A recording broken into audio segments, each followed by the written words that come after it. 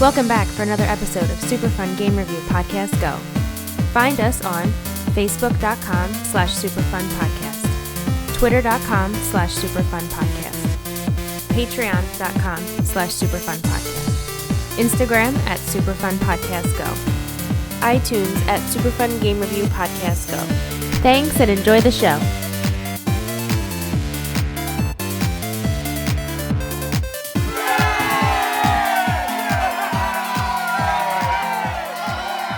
Welcome to another episode of Super Fun Game Review Podcast Go! I will be your host this evening, Mr. Harry. I was never good at climbing class. You mean Jim? And to my left, I have Steve. Read the palm of my hand, bitch. Mr. Ralph. Previously on Until Dawn. Hijinks ensue when lovers clash. And Clark. You think this is a game? Look at what you've made of this game that you're playing. Well, if you haven't guessed it by now, we are reviewing Until Dawn tonight. It is going to be a very late episode. Until dawn tonight. Dawn tonight. Until dawn tonight with Harry Bones. with Harry Bones. I would like to say that this is our first sober podcast. Sober. Oh, That was a lie. Speak for yourself. So, why don't we just jump right into initial thoughts? Ralph, do you want to kick it off? Sure, okay. So I had heard of this game. I heard good things, but never played it. Didn't know what the gameplay was. Sort of got the premise that it was sort of like a Evil Dead, Cabin in the Woods kind of scenario, and then you get to choose your own adventure. Initial thought was that, wow, you know what? There aren't that many games like that. I always liked choose your own adventure books when I was a kid. Not that I had that many, come to think of it, but R.L. Stein had a few. yeah. I remember like Jurassic Park, the choose your own adventure book. I had that one. Did you have that one? The little orange one. It was like maybe like this. I think so. Yeah. Yeah. Yeah. Yeah.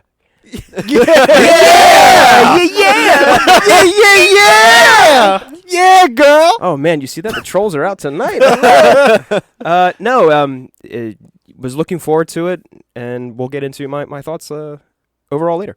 Cool. Clark, tell us what you had for initial thoughts. Yeah, so I bought this game on Black Friday. I got it for, I think it was like $20 the year that it came out. Oh God. It was great. I played through it with my girlfriend at the time.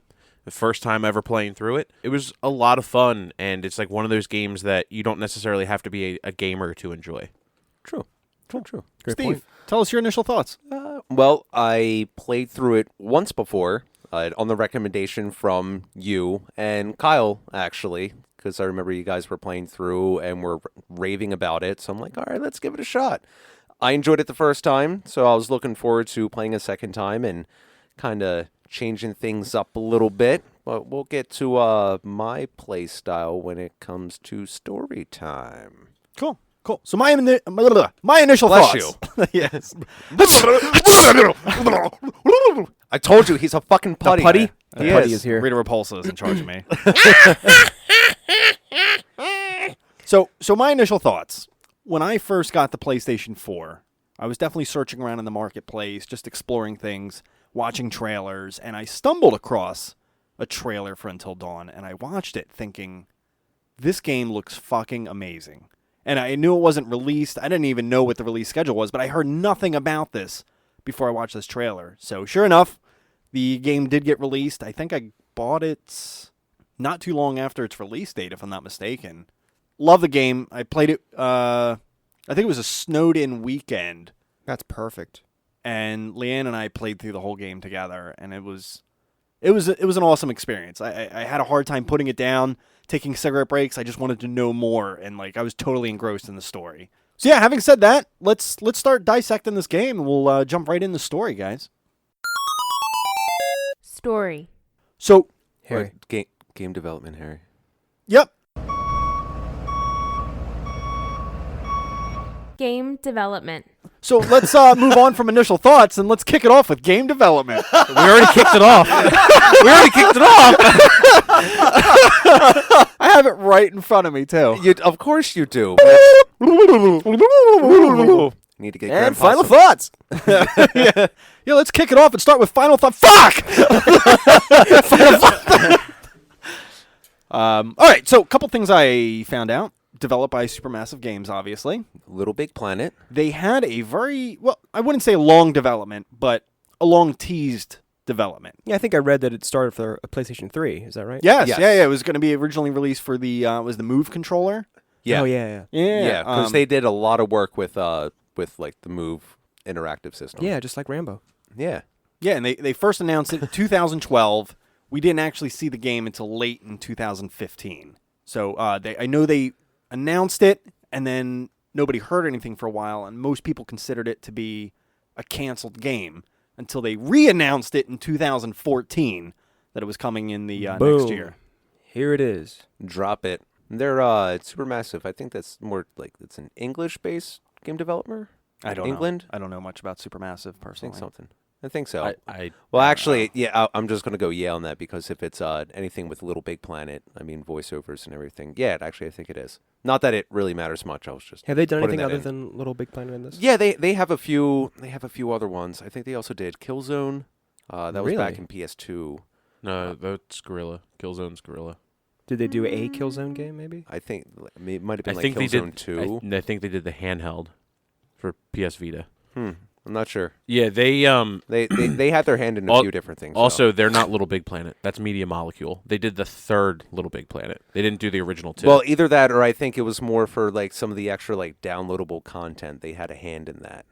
And I know at least yeah, for a bunch like, of companies did. and plus I know for prehistoric moves only because a lot of the stuff that they've been into is more for like the Move, and now they're starting to branch into with the VR. VR. A little bit also. Makes sense. Mm-hmm. Now, something that I also read, and I don't know if this was ever confirmed, but what they were announcing was for those who pre-ordered the game would get a bonus chapter involving Matt and Emily. Okay. Do you guys know anything about that? No, and I know that you can't actually go outright and purchase it yet either. I don't think you can actually go get it. No, I didn't even know it existed until I read it earlier Yeah. today, to be honest with you. Matt's story feels a little light. It does. He kind of went away for a while there, and I was like, where the hell's Matt? No? When we get into... We'll get to that, yeah. Yeah, we'll definitely get into that. So, the Wendigos were based off of native lore. I don't want to necessarily say... Native American lore. I don't want to say Native American because this took place in Western Canada.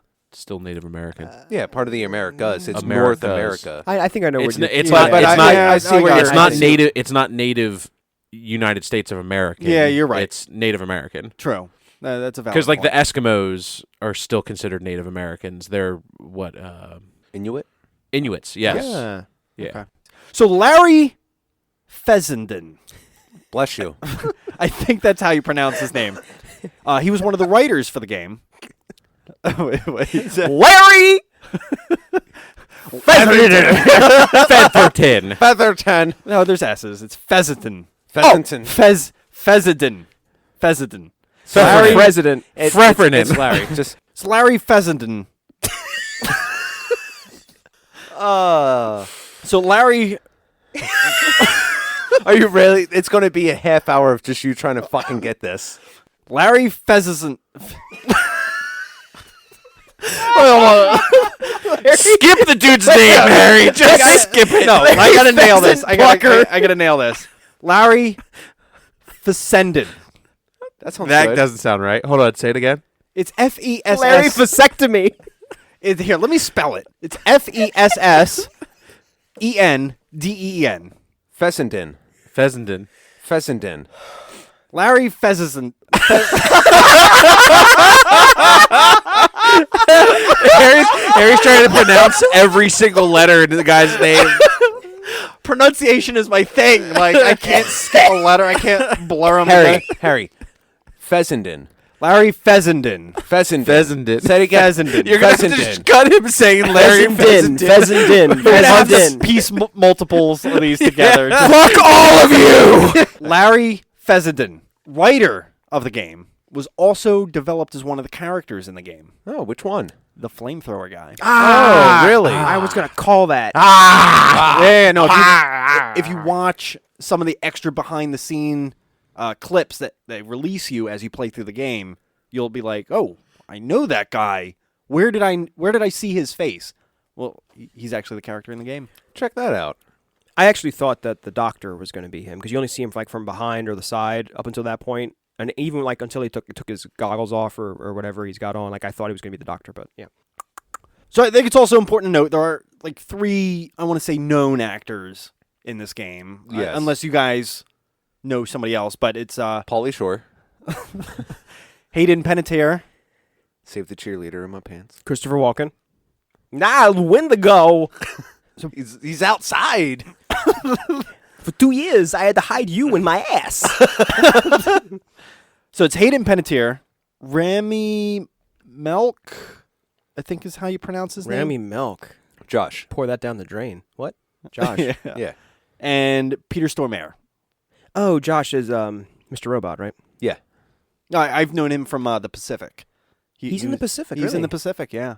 Oh, okay. He's the one that he kind of gets off on the killing, and he's the one that's throwing the pebbles and the guys. I haven't seen the Pacific. I've seen Band of Brothers, but not the Pacific. Okay, no, check it out. It's a good series. Not as good as Band of Brothers, That's what I hear. but it's definitely a good series. And the last one? I said Hayden Panettiere, Yeah. Peter Stormare, Peter Stormare was the doctor, right, The right. doctor, And- Dr. and- Hill. Rami Malek. It's time to unpimp the auto. Wow, okay. So I don't think that commercial actually goes like that. I think it does. In my mind, it does. So that was all the notes I had on game development. Bless I you. was searching for quite some time to try to get some like interesting little tidbits. There's not a lot on No, the game not really. development for this game, to be No. honest with you. There's a small amount. There's like a Fessenden of it. Professor. So I think it is important to note this game sold. So this game did sell a lot more copies than the creators were definitely expecting. Like So- what? I don't have actual sales figures, but Son of a bitch. so the game actually sold 1.7 million copies, which was way more than the company was expecting to sell. 3. I really find that surprising. You'd think that they would probably get 2 or 3 or 4. Well, I mean, if you Little think about bit. it was exclusive to PlayStation, so they are missing a whole console right Oh there. yeah, you're right. There were Yeah. about 50,000 Xbox Ones that were sold in the world. Oh, I actually do have another little tidbit. The Japanese version of this game, they had to cut the gore from the game. Oh, yeah, they censored all Yeah, of it. all the death scenes are censored. Wait, what? Really? Yes. Yeah. Are they like camera cuts or are they like pixelated? I don't know. I don't know exactly. It was a quick little blurb that said the Japanese version had to be censored. That's like the exact opposite of Resident Evil. In Resident Evil, Yeah. all the cutscenes were with blood anyway, were color, and then for the United States they had to be censored in black and white. Yeah, I don't know. We've come full circle. Change of times, maybe. That's weird. I blame hentai. Oh, Goddamn tentacles. Japan is weird. All right, guys. I know. Let's move on to our main discussion of the evening, the story. Ooh. Story. So, can I just start the conversation? Because I think this would be... Nope. Set the setting. No, just kidding. Go Set ahead. the tone. I think this is the most important thing before we start discussing the plot. But let's talk about the characters. All right. Go ahead. Okay, so See, we have... start the conversation. Not just state the topic. So we have our 8, I want to say, protagonists in the game.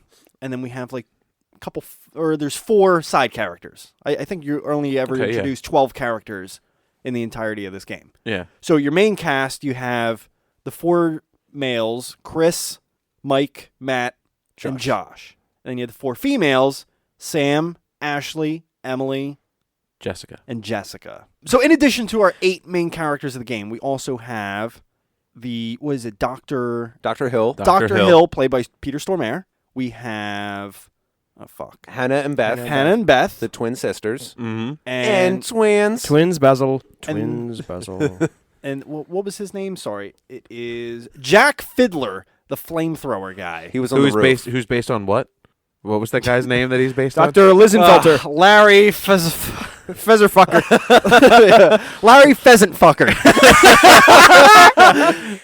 Obviously, they had to change his name for the character. Let me tell you, I'm a chicken clunker from way back. Bagok, motherfucker. Bagok. Yeah. So let's talk about the male characters first. Well, I think they pretty much kind of covered a lot of I don't want to say like the stereotypes, but kind of like the they covered the stereotypical males. stereotypes. I think what they really wanted to do was hit the like the archetypes of high school. Yeah. I think that's what they were going for. They're a little older than high school at this point, I believe. But like Matt's wearing a Letterman jacket. Yeah. He's like the jockey dude, whereas like you have Chris, who's your like nerdy, kind of geeky awkward, kinda guy. nerdy guy. You have Mike, who is like the preppy asshole dickhead. Yeah. The heartthrob. Yeah, yeah, the heartthrob. Sure. I mean, we have to acknowledge that these characters are sort of archetypes of horror movies. True. Which was a huge yeah. influence to to this game, it seems. Oh, Also, just to recap on the other male is Josh, who is this weird outcast type character. But he's also like the rich friend. yeah, and who he's, has the property. he's the you know yeah, what I and mean? he's also like trying to be like oddly funny. Yeah. like it's just like really off type of character, which can I tell he's- like. Yeah. Good point. So then we get to the females. Same thing. They also have their stereotypes.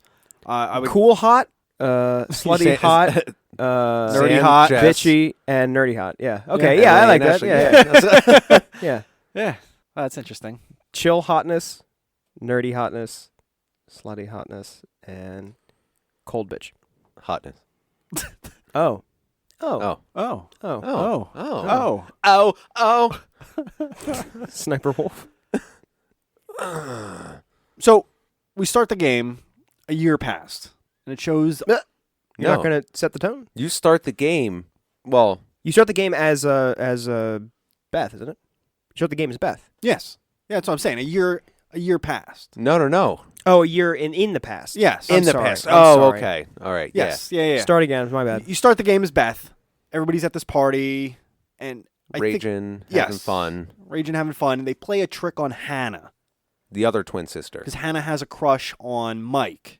Yep. And I think it's important to note they all played a practical joke on her where they got her to take her shirt off, and they were all hiding in the room. And video recorded it. yes, Well, I mean, didn't she kind of take her shirt off on her own? Well, Like, they weren't expecting kinda, that. But they left that note to suggest, "Hey, Hannah, come upstairs." bounce chicka wow wow. Yeah, it's Mike, and they put like a heart at the bottom or something like that. Yeah, he was just trying to trick her out of her clothes. Well, okay, but unless I'm mistaken, he was sort of like, let's make out and see where it goes. And then, like, she just immediately starts unbuttoning her shirt, and then they just all start to laugh. Because she's Which awesome. is also funny because that's the same line that he uses on Jessica in the game. Let's Yeah. just make out and see where it goes. Oh, my God, I never noticed. Wow. And then 5 minutes later, 5 minutes Yeah. later, she's eaten by a fucking Wendigo. So I think it's a crucial part of the game because it sets up the rest of the plot. Hannah goes out into the storm. Sad and embarrassed. Yeah, upset and embarrassed. Beth chases after her, and then it turns out some mysterious figure in the woods is chasing them. They fall off of the cliff. And then it fast forwards to a year. They're trying to get over that whole scenario. They meet up at the same cabin, like almost, I think it was the 1 year anniversary. Yeah, let's get over this traumatic event at this same place that we go to. Which the to cops remember barely it. searched and didn't look at that much, and there's still caution tape and other nonsense around, right? Yeah, no, they did a great job. Good job, Mounties. So which characters, which character did you root for the most? And then we'll go back and do which character did we hate the most? You can tell me if this is gameplay or not, but I did want to talk about one particular decision in the very first chapter. It's story related, right? Yeah. Well, that's part of the problem. So, okay, all right. When you're playing as Beth and you find Hannah and you're cornered by who we now know is the flamethrower man who is actually not out to get them, you get a choice to either, as you slip and fall and you're hanging. You're Yes. as Beth, you're hanging on a branch. Talking about let her go or Let her go or let go. yes. And my first playthrough is the only one I've done. Okay, so I was going in sort of like, what would I do in that scenario, which is what everybody would do. And I thought to myself, okay, if this was me and I had my sister hanging below me, could I let her go and save myself, or would I let go and realized I would let go on my own? Sappy, whatever you want to say it is. No. So I did that. We both died. I'm like, okay, we're both dead. I'm curious, though. I want to know what happens if you let her go, because it went straight into like the cutscene about a year later and all the other stuff. So yeah. Is that the one where you actually went back and replayed again, like the very first chapter? no. I redid the fourth chapter, but I went online to look at it because I found someone's channel who they're actually like, you could play the game by clicking on a link for the decisions, which was kind fun. of cool. Oh. So I did that one where I was like, okay, I'm going to hold myself. And by letting Hannah go and you try to pull yourself up, the branch breaks and you fall and die anyway. Yeah. And I thought to myself, wow, there's like a big decision or a decision in the beginning of the game to set the tone that has absolutely no consequence. But you don't know that. They do explain the first time you come across Dr. Hill. Mm-hmm. They explain, hey, there's nothing you can do about the first chapter of the game. It was meant to be set up that way. I think they just wanted to introduce the idea that you're going to have choices to make in the game. Yeah, like snap decisions. It Like was almost that like first a tutorial. Exactly. I was going to say, exactly. it is It's a a tutorial. I get it. But, for a moment there when I didn't know that, I thought, okay, if I'm the game designer, I either am making a game where both the twins died, and that's the tone of the story, or the sister that lived, Beth, is guilt-ridden, and she's present throughout the game. That's what my line of thinking was. And I was disappointed when it turned out that decision had no consequence. It had no real There was no effect. bearing outcome because Right. the same thing was going to happen either way. Right. So I want to say that it sort of started flat-footed for me with that decision. All right. But let's go from there. Okay. All right. So Let's start on a downer. So you brought up who were you rooting for? Yeah. So which character were you guys rooting for? Honestly, it's really weird, all right? I've beaten this game twice, and I have yet to successfully get Mike through the entire game. Jesus, really? Are you kidding? He's one of Yeah. the easiest characters. All to right, get- don't So beat here's the him. thing. Damn. Here's the thing. I always fuck up the don't move that gets him killed. Every Every single fucking time, I always fuck that up. Oh, you got to cheat. I don't set it on. I hold it in my hands. I don't set it on a table when I know there's going to be a don't move. I put it on the table. Yeah. But I like Mike because I think he has the most character development from being a total dickbag. Like, there's a way that you can He's got play the it best that arc. he turns into, like, a fucking hero at the end. Like, there's a way that you can play him so that he's, like, not a dick and he's actually just genuinely, like, look, no one's taking charge. I'm going to be the leader. I'm going to go do this. Like, I'll make all the sacrifices, like, cutting off his finger and shit. Like, it's awesome. Cutting off his finger. Mike's my favorite character. I think I had that playthrough, but I had all my fingers at the end. Oh, so you broke your machete to get out of the bear trap? Or I didn't come across a bear trap. You didn't even get at the bear trap? Oh, well, that was one that you didn't. you can't avoid that. What? In the sanitarium? You can't avoid it? No, you can avoid Yeah, I was that. gonna say you just walk right past it. Yeah, I said you can avoid that. I was looking for it and didn't find it. Oh. It's like Yeah. right in your path. Do and it's- you Yeah. remember when you're down in the morgue and you see that hand going back and forth like this? Okay, wait. So we didn't talk about the totems yet, but I had the totem that showed someone losing a hand to a saw blade. So I was like, okay, anytime I come across a saw, fuck that thing. I'm not going anywhere near it. Yeah. So when I came down and I saw a hand going, ba-doo-doo, ba-doo-doo, ba-doo-doo, I was like, okay, there's a saw. Skip. I just kept walking. I mean, that's what the totems are there for. Kind of Yeah. guide you. Yeah. Yep. So So you were kind of rooting for Mike then? Yeah. All Cool, right. cool. Yep.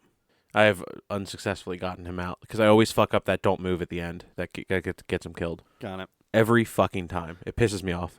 I don't know. I'm always kind of a Sam fan, but that's only because she doesn't really give me a reason to hate her like every single other character does. Me personally. Yeah, I will say some of them have character traits that really are glaring, that just like get under your skin a Oh little. yeah. bit. No, absolutely. And she's well, I can't say one of the few. She's like the only one that really kind of doesn't to me. Is she the most neutral in that sense? Yeah. I think that's why, because some of the guys, it's like, all right, She's you're level-headed. She's like I guess secondly, Matt isn't so bad.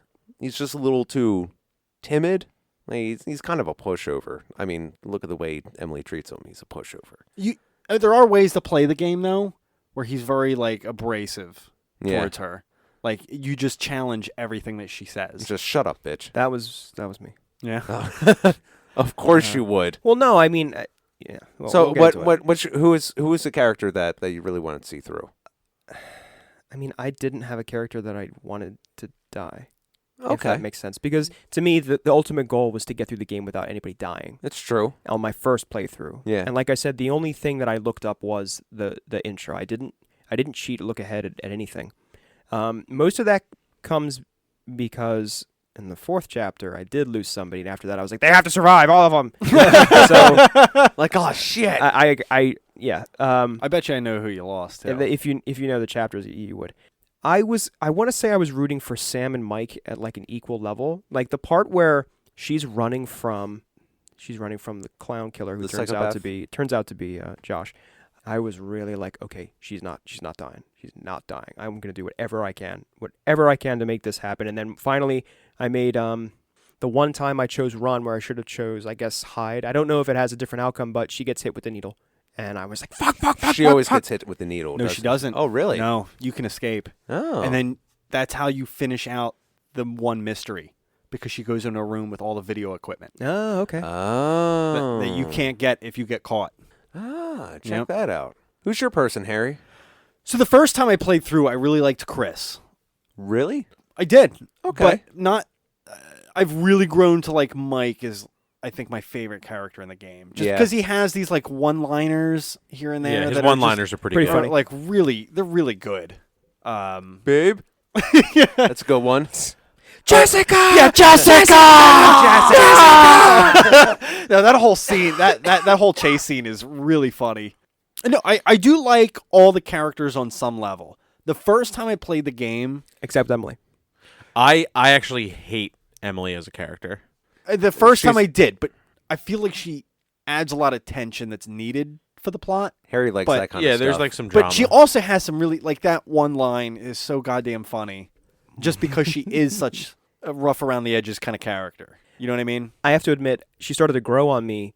I don't know what chapter it is, but when she basically starts in the mine after she fell. Yes. Oh, from the radio tower. Yeah. And as at least in my playthrough, she was like a survivor. Like she had been through all this shit, and she had made all these decisions that turned out to be okay for the most part. And then she started to grow on me, and I was like, okay, maybe she won't be such a bitch after this. And I was like, nope, she's still a bitch. That yeah, didn't go away. like I think Mike is one of the only characters, well, Sam too, actually, that once they get on that path of being like the intelligent hero, they don't stray from that. Okay. Whereas like Yeah. Emily, she goes through this like phase of like, I am the survivor, because you totally see it, and then she goes right back to being a bitch. Like in my most recent playthrough, I was going for a chaos run, trying to get everyone killed as quickly as I could. That's got to be fun too. It was Yeah. because Yeah. also it takes all fear out of the game, because you're like, can I get him killed here?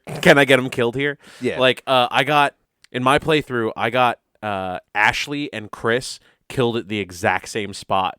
Really? Yes. So you know how you get that point for Ashley that she can go investigate Hannah's voice, Yes. and then she gets killed if you go to the Or latch. Emily's, Yes. yeah. What, Emily? She think. Oh, I thought. No, she thinks it's Hannah. Oh, it's does she? It's Hannah's voice. Oh. In my playthrough, it was Jess's voice, wasn't it? Yeah. Jess's Yeah. voice. Oh, okay. Maybe Yeah. it was Yeah. Jess's voice. I caught that for what it was, and I said, nope. Yeah. Oh yeah, it's a trap. my first playthrough when I was trying to get everyone out alive, Yeah. I avoided it completely. Nice. Didn't even go down the hole. I was like, fuck that. Oh, Fuck I went down that. the hole, but then I didn't open the latch or whatever. Okay. So then Chris has a death scene where you hear the noise again, but this time it's Ashley screaming, Oh. and you can walk down, and he finds her hat because she gets decapitated there. And he finds her hat, and he's like freaking out. And then the latch starts moving again, and he's like, "Oh, I wonder what's in here." Oh, nothing. And then just it just jumps on him, fucking decapitates him with its fingers, like takes Holy it up shit. underneath his chin and just decapitates him. So there's no Wow. quick time event to dodge or anything. It's just, that's No, it? no, it's instant death. Okay. That trapdoor is instant death. So your playthrough, because this is something that I wanted to touch on. You killed everybody. Yes.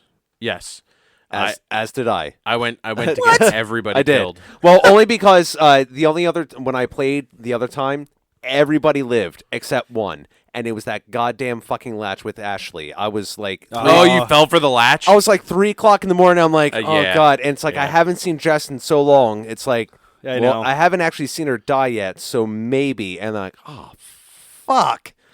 So yeah. I fell for the same thing the first time I played through the game. Yeah. Okay. Yeah. So at least I wasn't the only one on Yeah. that. But yeah. No. But again, it's because you don't see Jess for so long, and they never say that they can mimic voices. In mine, Yeah. it did though. I must have discovered the right, clipping or see Oh. whatever it said that the Wendigo can mimic people, Oh. and I remembered Oh. that. So I was like, oh shit, okay. Check that Or out. it can mimic humans or whatever is how they put it. I was like, I bet that's not. Well, Wait. You bet right. Hold on. That brings me to my point. So in my playthrough, Jess died. Okay. That's part of the reason I knew. But In the that- very beginning. Yeah, did she die at the end of the chase scene, or did she die in the mine? I want to talk about this, but it's partially gameplay. Okay. Just get into it. Honestly, All right. all right. So because of the nature of the gameplay Do you think of you'd have this, to- I think there's going to be a lot of bleed over. I All think right. we cover the bulk of it here. Yeah. Okay. There's And- some definitively gameplay things that we'll cover. In Yeah, gameplay. absolutely. Yeah. Like Yeah. quick time Okay, you events got it. and like the controls and stuff like that. But there's not like this game is story and the results of some of the gameplay. So I'd rather talk about the results and not worry about the Yeah. Okay. Yeah, That's I'm fair fine with enough. that. So, chapter 4, you start as Mike after Jess was snapped. Jessica! That would have been a great opening line. She gets sucked out the window. I thought for sure that she was dead. But it turns out you can chase after her. Now, up until this point in the game, and I continued this throughout the game, and it wasn't until I did my research here and there I found out something I didn't know. So, at any point in this game when it came to a risky or a shortcut or a faster path, I did not select it. I always went safe because I didn't know in terms of gameplay that if I took the risky route, it was QuickTime events. If I take the safe route, it was QuickTime events. I thought if I take a risky path, my character is going to make a jump or whatever, slip, fall, crash, dead. I thought there would be an insta-death on a risky decision like that. So there is risk involved with taking the shortcuts. If you fuck up one of the shortcuts, it's either a longer reset or, like in Mike's scenario, if you fuck up one of the shortcuts, it definitely kills Jessica. You have to screw up the safe routes. I Okay. think you're allowed to fuck once up or twice on the that safe one. routes. On the actual like taking the risky routes, if you fuck up once, Jessica dies at the end of the chase scene. Okay. Sorry, so finish your thing. I took the safe routes to collect to get Jessica. I don't remember making any mistakes, and she still died.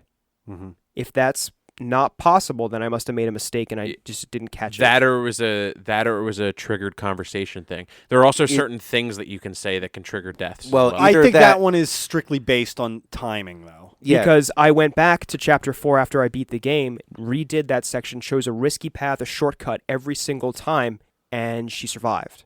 Well, now when you did the safer route, did you beat every QTE that came up? That's what I'm saying. I'm pretty sure I did. I don't remember missing one. Well, Gotcha. you might have, but that could also be like one of the triggers. Is like it's what there's 3 times where you get to make the thing. Yeah. If you're chasing after someone, you might have to take the risk to save them. That's what I had to do. Yeah. And I didn't at this point in the game, and even still until I got to the end of it, like all my characters, their stats, their bravery was 0.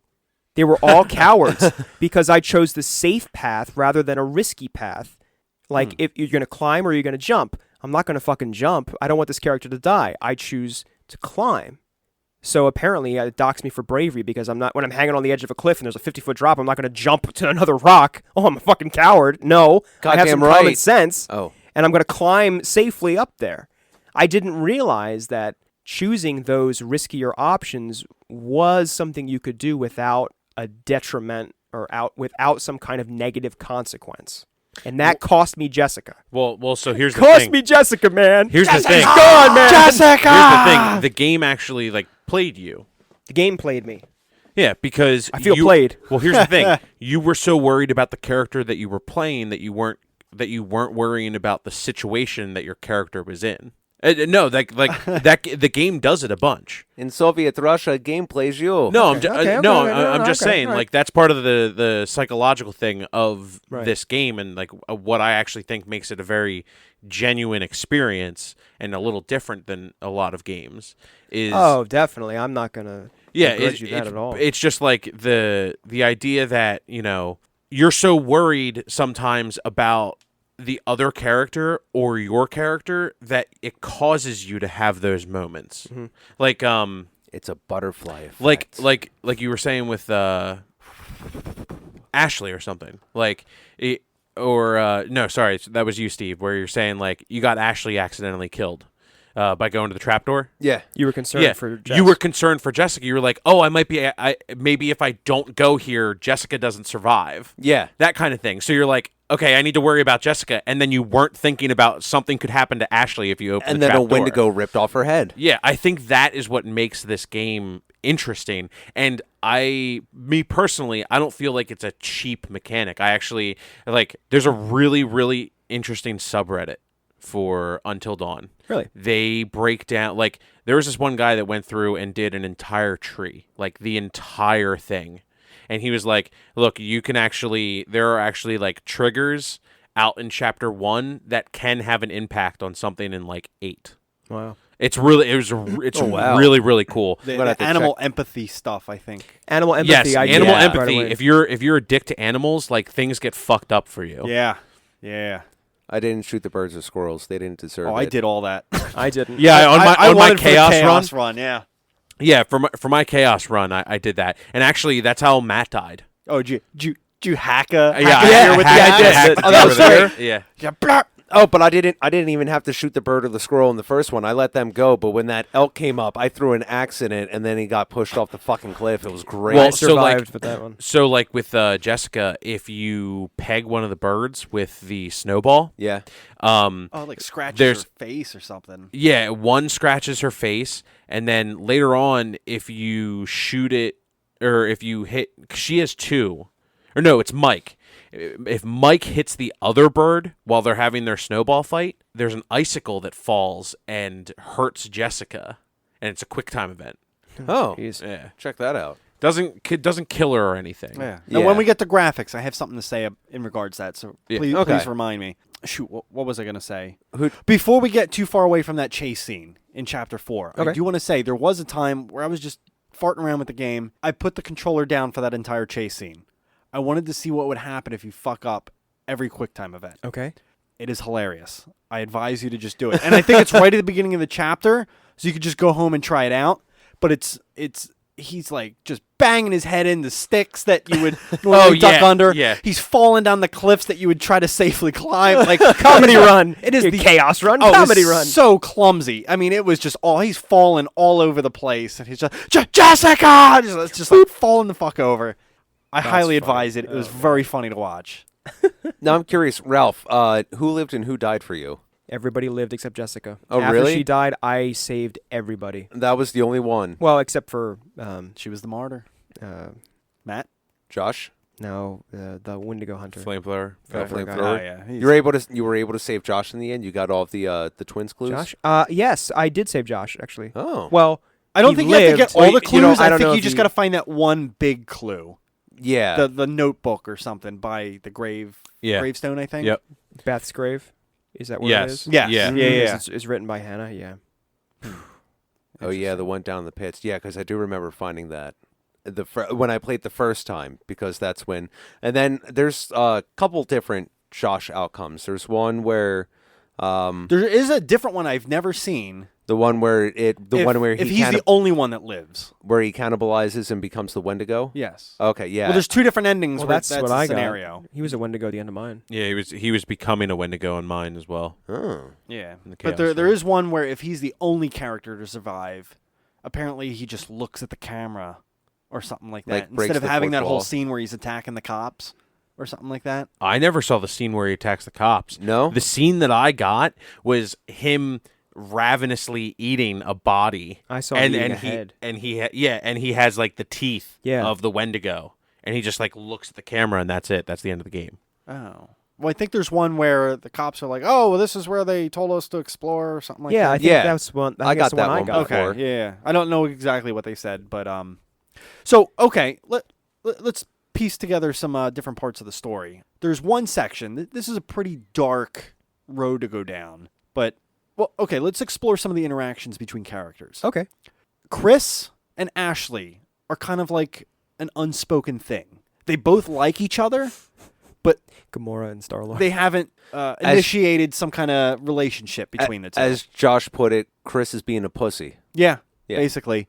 So throughout the game, you have choices, usually playing as Chris, that affects the relationship, either for good or bad. Yeah.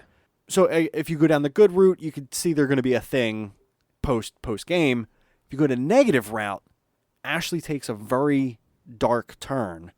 And there's the one scene where Chris he has the shotgun, he's running from the Wendigo. You have to do a lot of QTE. Oh, she lets him in.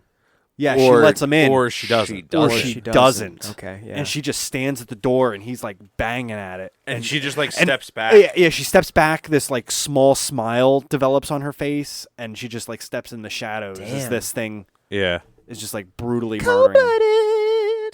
I thought that was a very dark scene. That this latest playthrough was the first time I ever saw that, and I thought So it was then very what- well done. What decisions, if you remember, did you make? So the to biggest turn her? ones. So there's some minor ones, but the biggest ones are first choosing to save Josh at the buzzsaw trap. Okay. And there's some dialogue scenes where you can kind of say some nasty-ish things. Nothing like blunt, but yeah, like after that scene happens, if you choose Josh to live, and it still kills Josh anyway. but he's Oh, like really? he's like Yeah. screaming, Yeah. "I'm sorry, yeah. Ashley!" the whole time. I was Yeah. kind of wondering how that went down because obviously It's- So It still kills Josh, quote unquote. yeah, Okay. so then she's like, "Oh, I know Josh is your friend." Like she just like blocks out the fact that he well, chose because her. she can't see who he actually chose, and you can True. there's dialogue choices where you just don't tell her that you actually didn't mean to kill Josh. Can you be honest with her or no? I think that's what you're talking about. I think you can kind of allude to it, like Well, no, I was talking unrelated things where, like, they're traveling in the old hotel at some point, yeah, and depending on comments, they're talking about what happened a year ago, and he can. Oh, yeah, he can say kinda some be a things dick. that are like, "Oh, well, why would you think about it that way?" Like, Yeah. like stuff that's not consoling or Okay. comforting, more or less. Not necessarily being a dick, but not really building the relationship. Mm-hmm. But and then the biggest one is the gun on the table as the saws are coming down from the ceiling. Yes. Okay. Sure. Let's you do can that one. choose who you want to shoot at that point. Even though there are, if you just let it go for a second, she's like, "No, shoot me, it's fine," kind of thing like that. Right. But as soon as you point that fucking gun at her, she goes ballistic. Oh, yeah. she goes fucking. She's like, nuts. "What are you doing?" Oh, she's like screaming and crying and like, "Where is it?"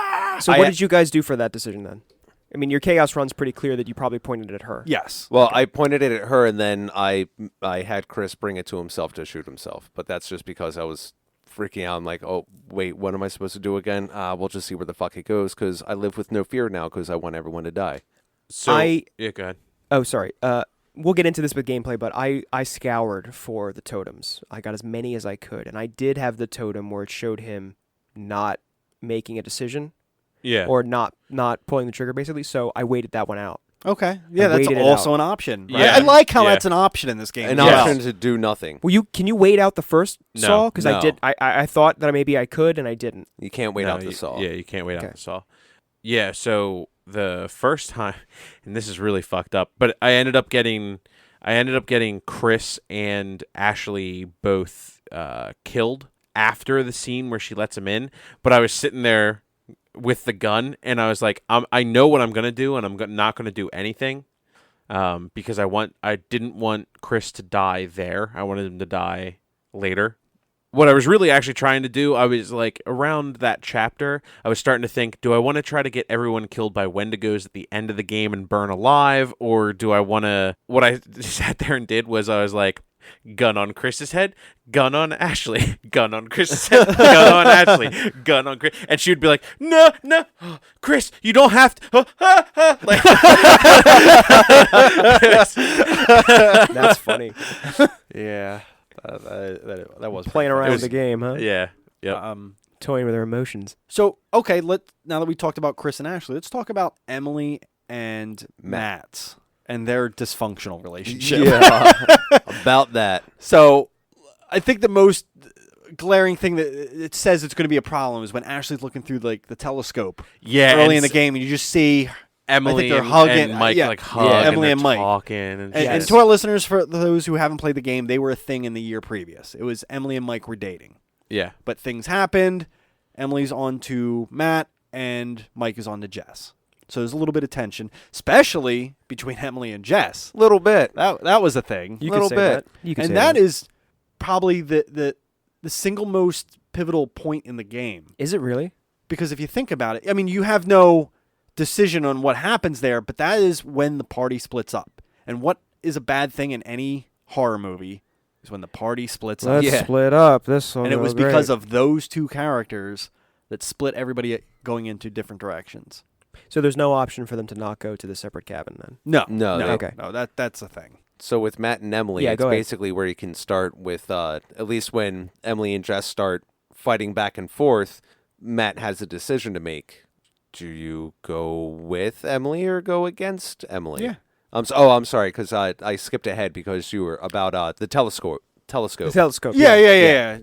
Where you can actually can either say, yeah, you might want to take a look at this, or, oh, no, it's nothing. I made Matt look. Look at that. I you made little- Matt look as well. Look, Yep, you so did I. You little Yeah. cuck. Cuck. Cuckold? Cuckold. Dude, I got some videos. Check. Harry, in any of your playthroughs, did you not have him? The first time I Okay. played, I hid it from him. Oh, okay. How does that change the argument? I guess Matt it doesn't. Matt doesn't unlock a super aggressive Yeah, stance when they first get to the cabin. Yeah, he's still, I think, more submissive towards Emily because he doesn't Yeah. have this distrustful feeling towards her. Yep. Makes sense. Yeah, there's again, since I was playing the Chaos run with Matt, I was a dick to every single person that I could be. So like anytime Emily would like challenge him and be like, "Oh, what? Like you don't want to do that?" and he's like, "No, fuck off." Like I saw like it just like Can you get my bags? I had him Oh God.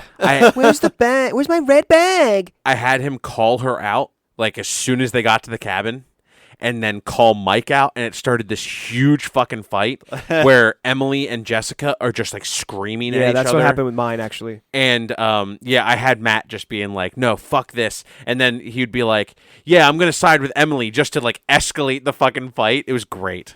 It was fantastic. Yeah.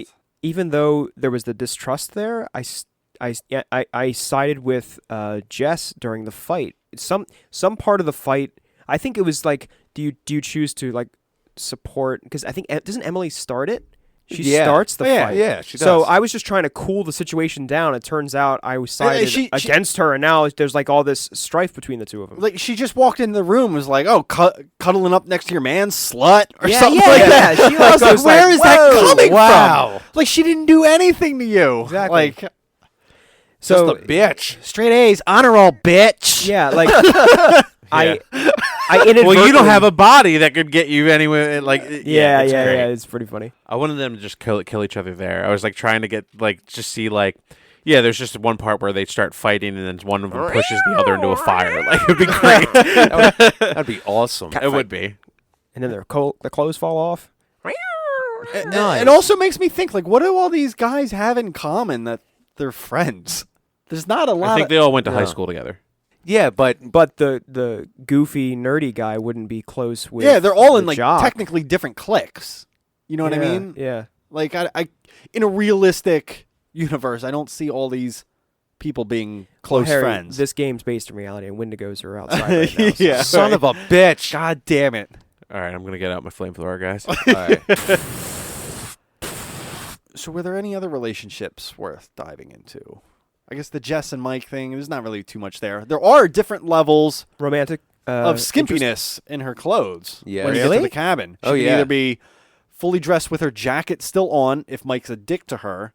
She could be in like jeans and a t-shirt if you were kind of so-so, or she could just be in underwear. underwear run. Yeah, Yeah. schmoozing it with the girl. Our romantic shit was like Yeah, off the chart. It was like I bright didn't get red. underwear run. I had jeans and t-shirt. How absurd was that scene? I had jacket again, chaos run. Did you scare her with the mask? Yeah, where And she falls fell- into the fucking water. I Great. didn't do that. Oh one. yeah. He's just like, I think he just says ooga booga or something, and she's just like, ah! And like falls into the fucking river, and then they still walk for like another 15 I minutes. think she loses her phone then, too. Yes, yeah.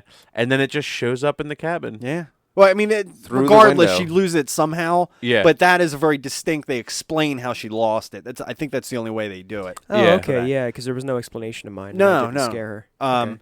Now, I thought that scene was absurd, where she's like, "Oh, they're just coming to screw with us or something like that." And she steps on the front porch. Mike and I are gonna fuck. It's gonna be hot. Sex. It's gonna be so great. Look at us. It's just gonna bone like all night.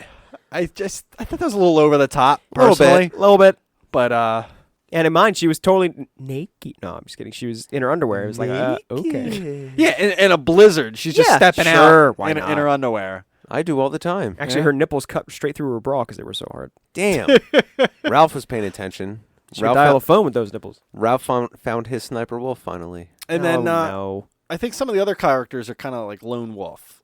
Josh isn't really attached to anybody. Same thing for Sam. Well, Sam and Josh kind of had a little bit of like a thing No, going in mind. Like it didn't go anywhere, but they were like Sam teasing each other a thought little they bit. were friends. Josh might have wanted a little more, but it wasn't really. It was more just kind of playfulness more than like actual like something going on, in my opinion. Okay, and this triggered a memory during that section where they're heating the boiler or whatever, so she can take the bath. Yeah. It's them in the basement, and there's a baseball bat, and she asks, "Oh, is this yours?" And like she like set it down or whatever, and I was like, "Okay, this is gonna come into play later." Yep.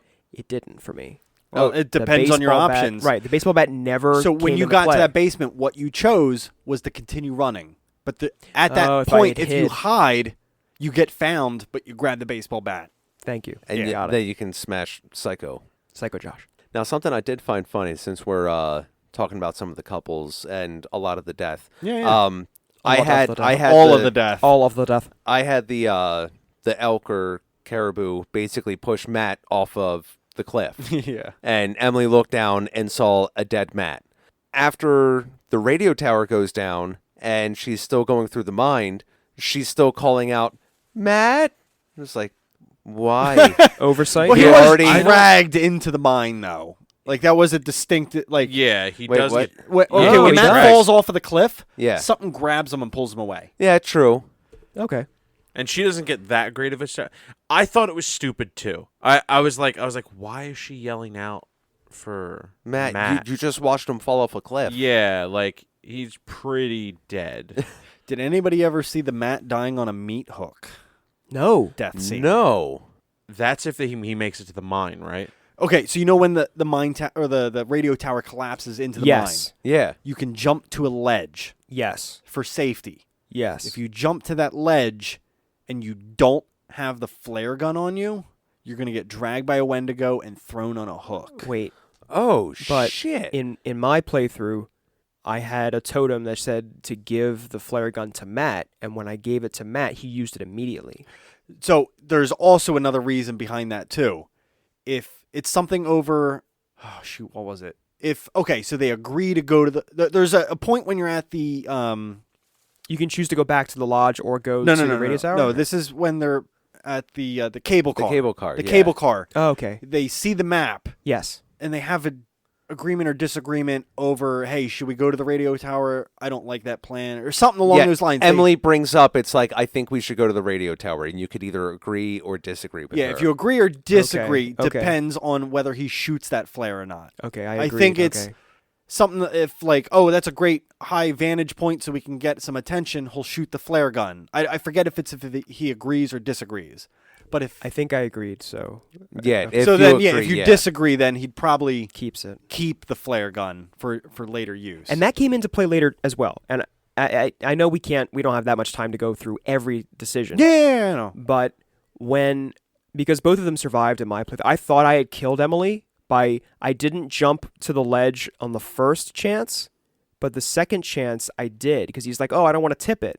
So I thought I could jump off and then grab her, but when I jumped off, it fell down. I thought she was dead, but it turned out that she was still alive. When you're running away from the Wendigo as Emily and it gets you, if you have the flare gun, if Emily has the flare gun, you can shoot the Wendigo and not get bit. Yeah. And then we don't get that great sequence with her and Ashley where she slaps her across the face and dumps her on the ground. But the totem showed me clearly giving the flare gun to Matt, the guidance totem. So why did it do that if I could have used it in self-defense against the Wendigo? Because it's just giving you a different option. But the guidance totems don't have multiple options, really. They're just straight shot of, 6 decisions? Yeah, basically. So it seemed odd to me that it would tell me to do that when I could have used it for self-defense. Now, of course, at that point in the game, I still thought that maybe her being bit was consequential, that means she's going to become one. And it wasn't until I found out that it wasn't, that there was, no big deal. I just found it weird that the totem would guide me, but ultimately I didn't feel like the decision was that better, because it's not the flare that does anything. It's the radio call that gets the helicopter and the police involved, right? True, yes. Yeah. So the flare is irrelevant. Like me giving it to Matt, him shooting it in the middle of the night, nobody saw that shit.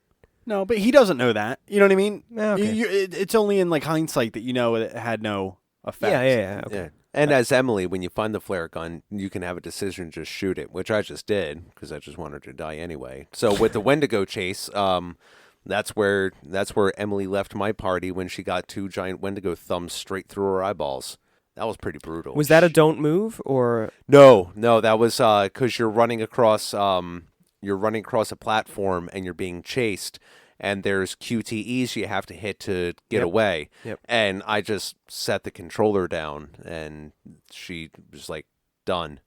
Oh, your chaos bit. Oh, yeah. Okay, right. Fuck her. She also has a death scene where you can fall into a rock grinder or a Yep. wood chipper. Or Yeah. something like I that. jumped over Oh, wow, that one. really? Yeah. You probably missed that one. If you had done a couple QTEs, you would have got to it. Damn. It's see, you I know was where she's worried. running from the Wendigo? Yeah. And you go up that ramp, and then you can either go straight or turn right or jump off to the right. If you stay on it, it's a harder path, and you have that chance to die in the grinder. See, I would have liked to, because I think like 2 or 3 of my people died by the Wendigo, and I wanted more of the creative deaths, but I was more kind of set on, I just wanted to make sure they died. Any other decisions that you guys wanted to discuss? I mean, we could go. I don't on know. and I on. mean, Yes. we I could have literally one go other all that I night. want. So if you have some Well, cards, I have have- something off topic, so why don't we do Okay. decisions first and then something else Great. core All right. to this game? Go ahead, Clark. Yeah. You got excited. The reveal of the book that has all the symptoms when Emily survives to the safe room in the basement. Yes. And they're reading through the book, and they read through the book after, but you have to make a decision as Mike. It gets initiated, and you point a gun at Emily, and you can choose to shoot her at one point based on the fact that she's been bitten by a Wendigo. And you don't know anything yet. And you don't know anything, but who is it? Ashley? Ashley's I think really Ashley's goading really it on. nervous about it. Yeah. And she's like, she's pretty sure that she remembers the guy saying that if you get bit, you turn. She's like pretty hard on that. And so there's this whole standoff. It's one of my favorite decisions in the game. Mostly because I think it's really funny that you can kill, like, it's the only time one character can directly kill another character. It's interesting to me. The first playthrough, I was trying to get everyone out alive, so I didn't do that. This playthrough with Chaos, I thought it was the perfect time to shoot that bitch in the face.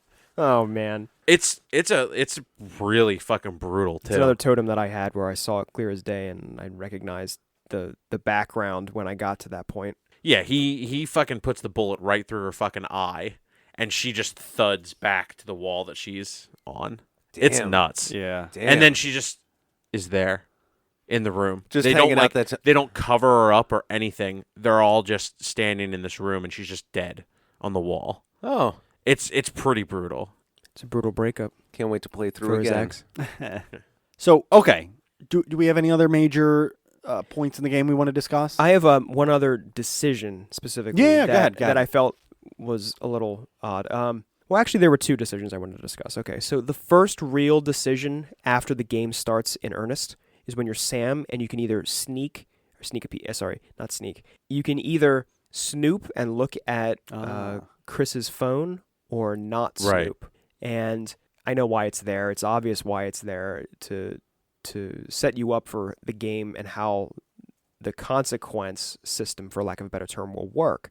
I snooped and saw that it was a text from Ashley. And boom, he comes out of nowhere and says, sorry, snooping up my stuff and looking in my bag. And it's like, okay, all right. And later when we get to the lodge, somebody makes some kind of comment, and Chris is like, "Oh yeah, let's make sure I start snooping around just like Sam." But like, and I was like, "Oh shit!" Now that has consequences. I did something. I messed up. I shouldn't have snooped on his phone to see that it was Ashley. And I thought that was a great way to introduce the way that consequences would work like that. Interestingly, another decision much later in the game with Chris. It's when Chris and Matt have Josh tied up and cornered. Oh yeah. Yeah. In the lodge, right? So, or not the lodge, in like a cabin out of way, not the cabin, the It's bar like the little cabin, barn. Yeah, something like that. And Mike's like ready to shoot him or whatever. And at least in my playthrough, Mike was about ready to. He had the gun on him. He was threatening him. Yeah. He was threatening him, and I had a piece of lumber, and I had the decision to either disarm Mike or hit Josh.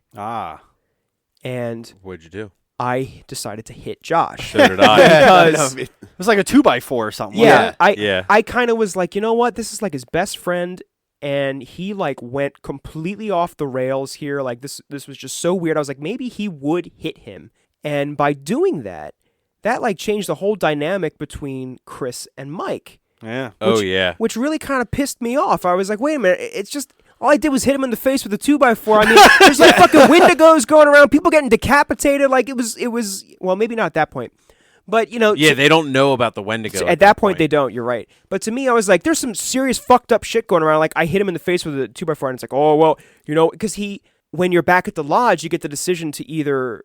Oh, like when you're ask, answering the door? Yeah, like to ask for the gun. He's like, oh, I can't give you the gun. And after that shit you pulled with the piece of lumber, and I'm like, what the fuck? Like, give me the goddamn gun. Well, had a also- gun pointed on him. Also, when you're there, you also have the option to tell everybody in the group that you hit him with the lumber.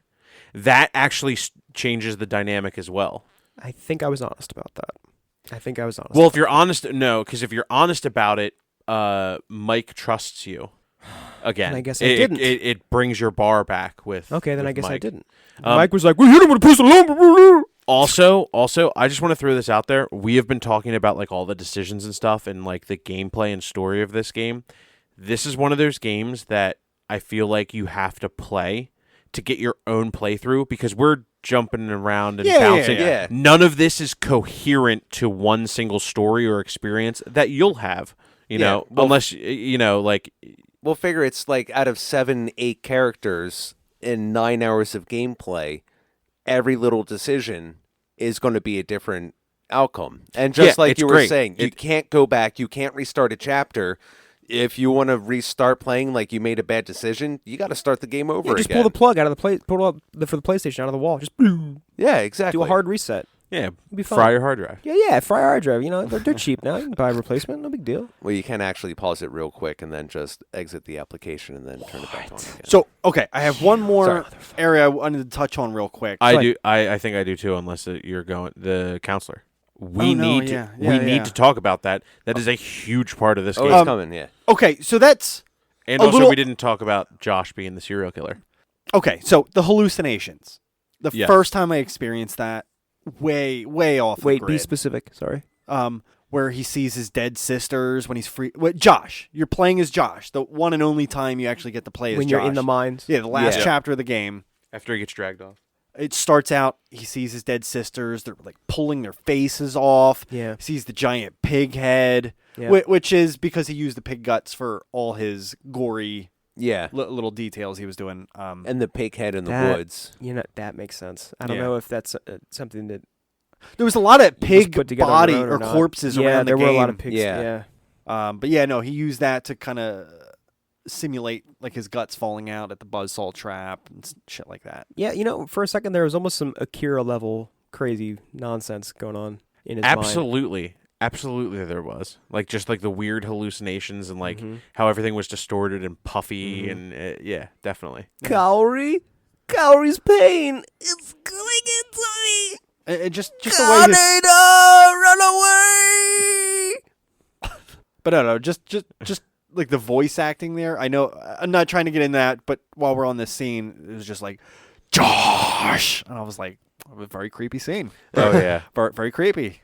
Not to mention he's in a mine and hallucinating. Like he's in Effective. an Very extremely dangerous situation, and he's not even all there Just tripping to balls. deal with that situation. That thought, like, is he He's even going to tripping make it twin 5 sister minutes into balls. this chapter? You know what I mean? Like, Yeah. You're right. Shit got fucked up. there's 4 mysteries to solve in this game. Okay, go. One of them is one is the twins. One is the mine tragedy of, what was it, 1952? 1952, yeah. Then there's the Mystery Man. Yeah, we have that. Mystery Man was one. The mine tragedy was another. And then Hannah and Beth was the third.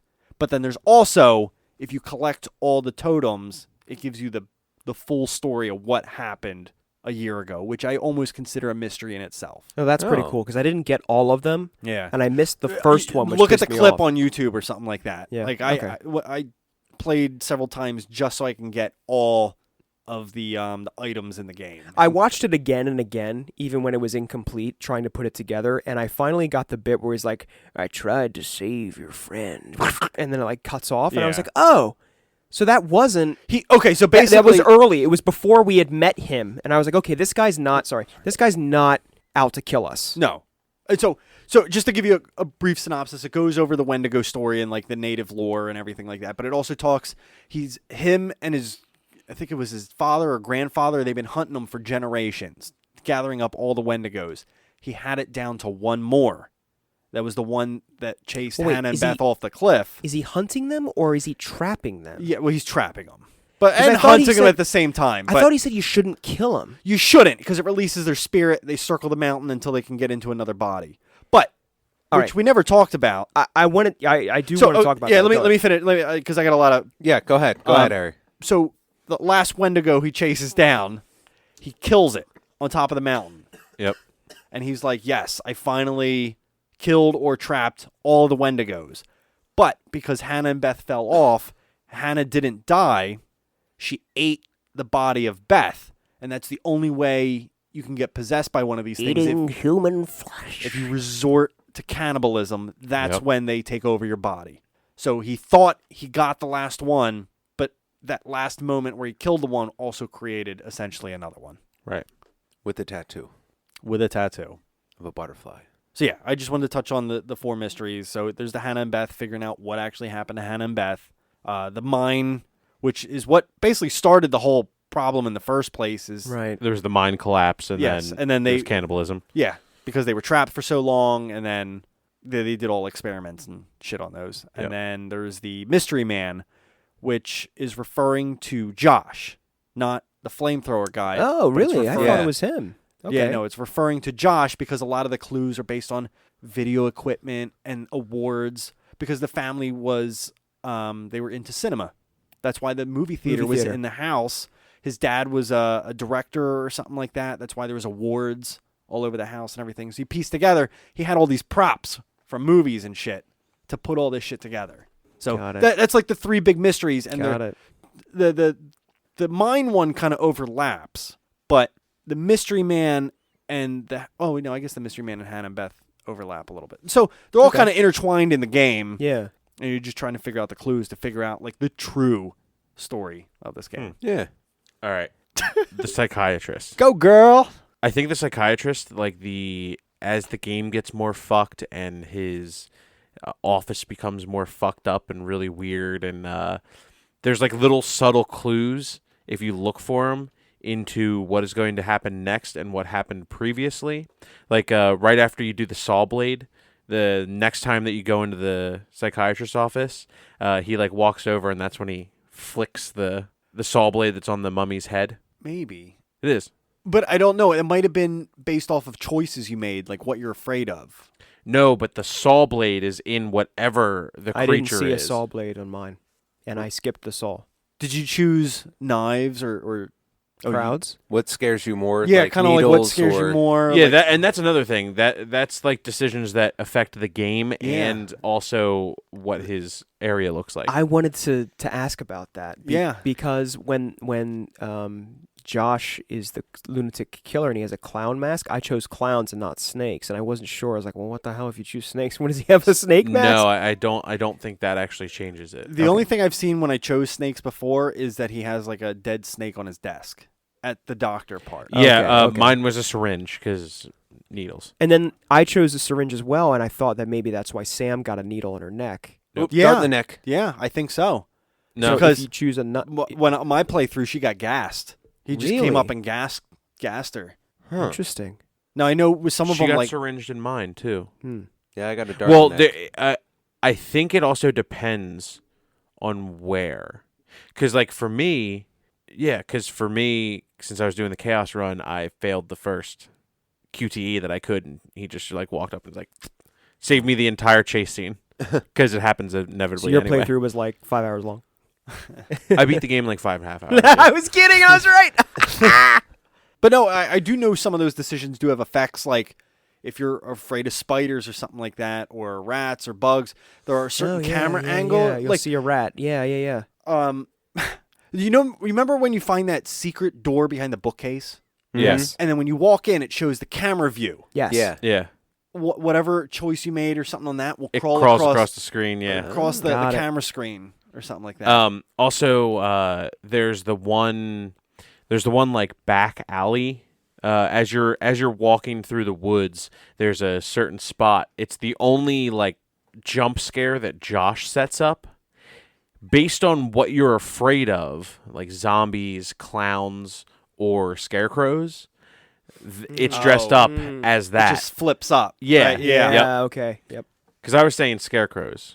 Scarecrows are creepy. They were all creepy options. I'm not gonna lie. Yeah. I mean, scarecrows aren't actually that creepy. I actually have a scarecrow tattoo. But I'm not really I- afraid of any of the things that were listed, so I just picked randomly. My name's Ralph. I'm fucking fearless. I'm fucking fearless. I'm not.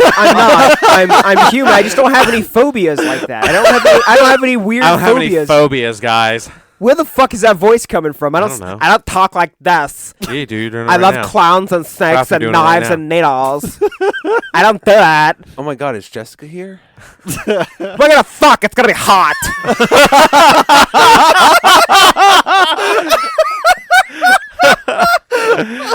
Can we go back to and wow. start over again? That needs to be Ralph's intro. Oh god damn, that's good. It's gonna be so hot.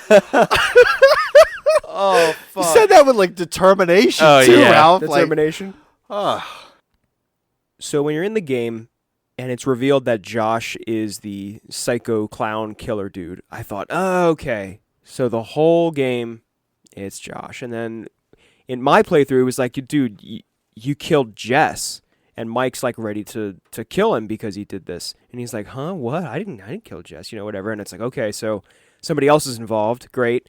Then we get into the Wendigo shit. And the first time I see the Wendigo, I'm like, oh, it's like a rabid zombie.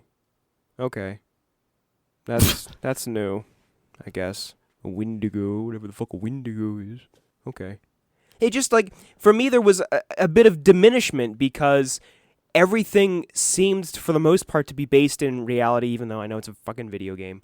But when you bring in the Wendigo, it's like, okay, so we turn this corner. Now it's this mystical thing that's killing people.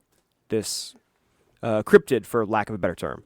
Which, to me, eventually it grew on me, like when you've got all these action sequences when you're trying to escape the Wendigo. And I thought, okay, it's not a zombie, it's not a vampire, it's something new, it's something a little bit different. Okay, I'll give it a pass. But initially, I was kind of disappointed the first time they introduced it. Well, you weren't the only one. That was actually, even though this is very critically acclaimed, some of the only kind of, I hate to say backlash, but the only type of backlash they got was the second half of the game when they kind of switched it from, kind of more of the believable horror of a guy doing it, and then bringing in like this spirit demon beast. And then, so you're not the only one on that. Yeah, Just- okay. Just so you can feel a little validated. You guys feel the same way or no? I mean, I get it. I think they were touching upon different, like, this Mythology? feels like a big movie. Okay. Yeah. Yeah, I agree. I think they were tapping into different styles of horror. Like it feels at times a little bit like Saw.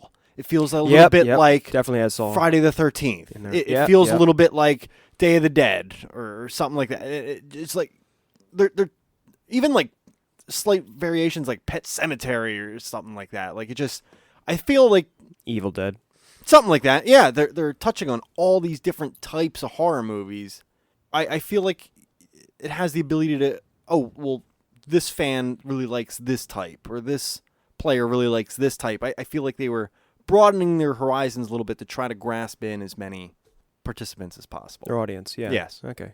Sure. And like I said, having the Wendigo being, I had to look it up. I didn't know what one was until the game basically lays it all out there. I'd heard the name before, but I didn't know that it was based around Native American myth and cannibalism. I just thought it was a giant RV. Winnebago. Winnebago. Oh, I had the wrong thing. So actually, I thought it was cool that they also stuck to an interesting trope in long-running TV series with the Wendigo. There's a Supernatural episode that involves Wendigo. There's an X-Files episode Ooh, really? I didn't know that. involves a Wendigo. Yeah, it's actually like it's one of the things that comes up in almost all of the horror TV shows that deal with anything supernatural. It is like it's a trope to the horror genre, and I thought it was cool. I knew there was going to be some supernatural element to the game just based on videos and stuff that I had seen, the trailer and stuff like that. Oh, okay. I didn't see a trailer for the game. I remembered. I wasn't disappointed by it. My only reasoning that I wasn't disappointed by it was they didn't use it as a crutch, I feel like. Like, they had other things going on at all times, and when there's that overlap of you don't know that Josh is the killer Yeah. and the flamethrower guy has not revealed himself to be a good guy, Yep.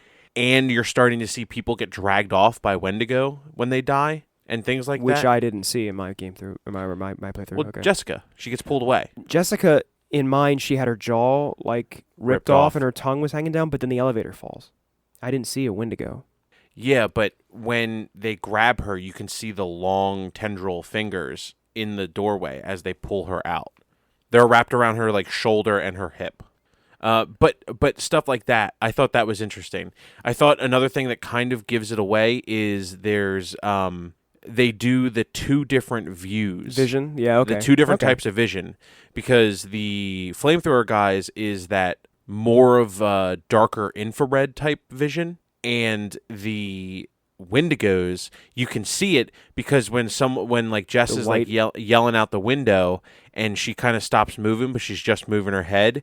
Only her head is highlighted and her body actually Yeah. goes Is the invisible. movement. Okay. I knew there was like even from seeing, I knew there was some sort of supernatural element. But I was like, that's not how night vision works. That's not how infrared works. I thought it was interesting when they started tying all three of them together, and then how they started dropping them off, and that interaction with the characters of how like they all think it's Josh, and then they start to realize, oh wait, there's no fucking way that it can be Josh. And then they're immediately like, well, it's got to be that guy. It's got to be that guy that is like walking around the mountain on the wanted poster and shit like that. And like, I just thought it was really interesting how they kind of tied it all in together. I appreciated it. And that's a very fair point. Of course. I honestly, if you're listening to this, the psychiatrist parts are really interesting, because he will react to how the game is going and how you're playing the game. And I actually think that's something that's like so special to the game that I don't want to get too in depth about it. It's an amazing performance from Peter Stormare, and I really think they nailed his like aesthetic and how his face moves and stuff like Yeah, that. even Like, the small little things where he's like licking his lips and stuff Yes, like that. yeah. It just adds so much character. Oh yeah, and it's brilliantly done. Yeah, and I think that's something that you just have to experience for this game. It's really well written, and just it's funny because my initial impressions of that was that he was kind of narrating and driving the story, and then when the story starts to go off the rails and he directly is talking to, oh well, we didn't even talk about. Yeah, I'm The reveal of who he's talking Yeah, to. the reveal of who he's talking to is another thing entirely. because that also puts it into perspective of that's who. Well, I'm going to reveal it. It's Josh that's sitting in the chair the entire time. But you don't see that until like Until- 5-6 chapters deep. It's Something like that. it's after Josh is revealed as the serial killer character, and then it clicks to you because there's like the subtle hints where you find like the certain clues and things like that, and also Josh kind of talks about how he has been talking to a psychiatrist, Yeah. a little bit. That's when it hits you, and then you have this certain change. When I had that realization the first time playing through is when everything started going dark, and then Peter Stormare's character, he's just like talking to you like this is out of control, and then you start to realize that he's not like the director of the game, he's not controlling the game. He's actually trying to figure out why you're doing the things that you're doing in the game. I thought it was just I think that's actually all taking place in Josh's head the entire game. I don't think it's like a psychiatrist session or anything like that. I think it's just yeah, he's just off the deep I end. think it's his battle of his inner monologue. Yes. Is the way. Yeah, is the way. absolutely. Yeah. But I think that's like I think it's at least based on the psychiatrist that he was talking to. Yeah, no, Yeah. I just think that's like I think that's someone that helped him enough, and like maybe he did confide in like, I'm thinking about pulling this prank.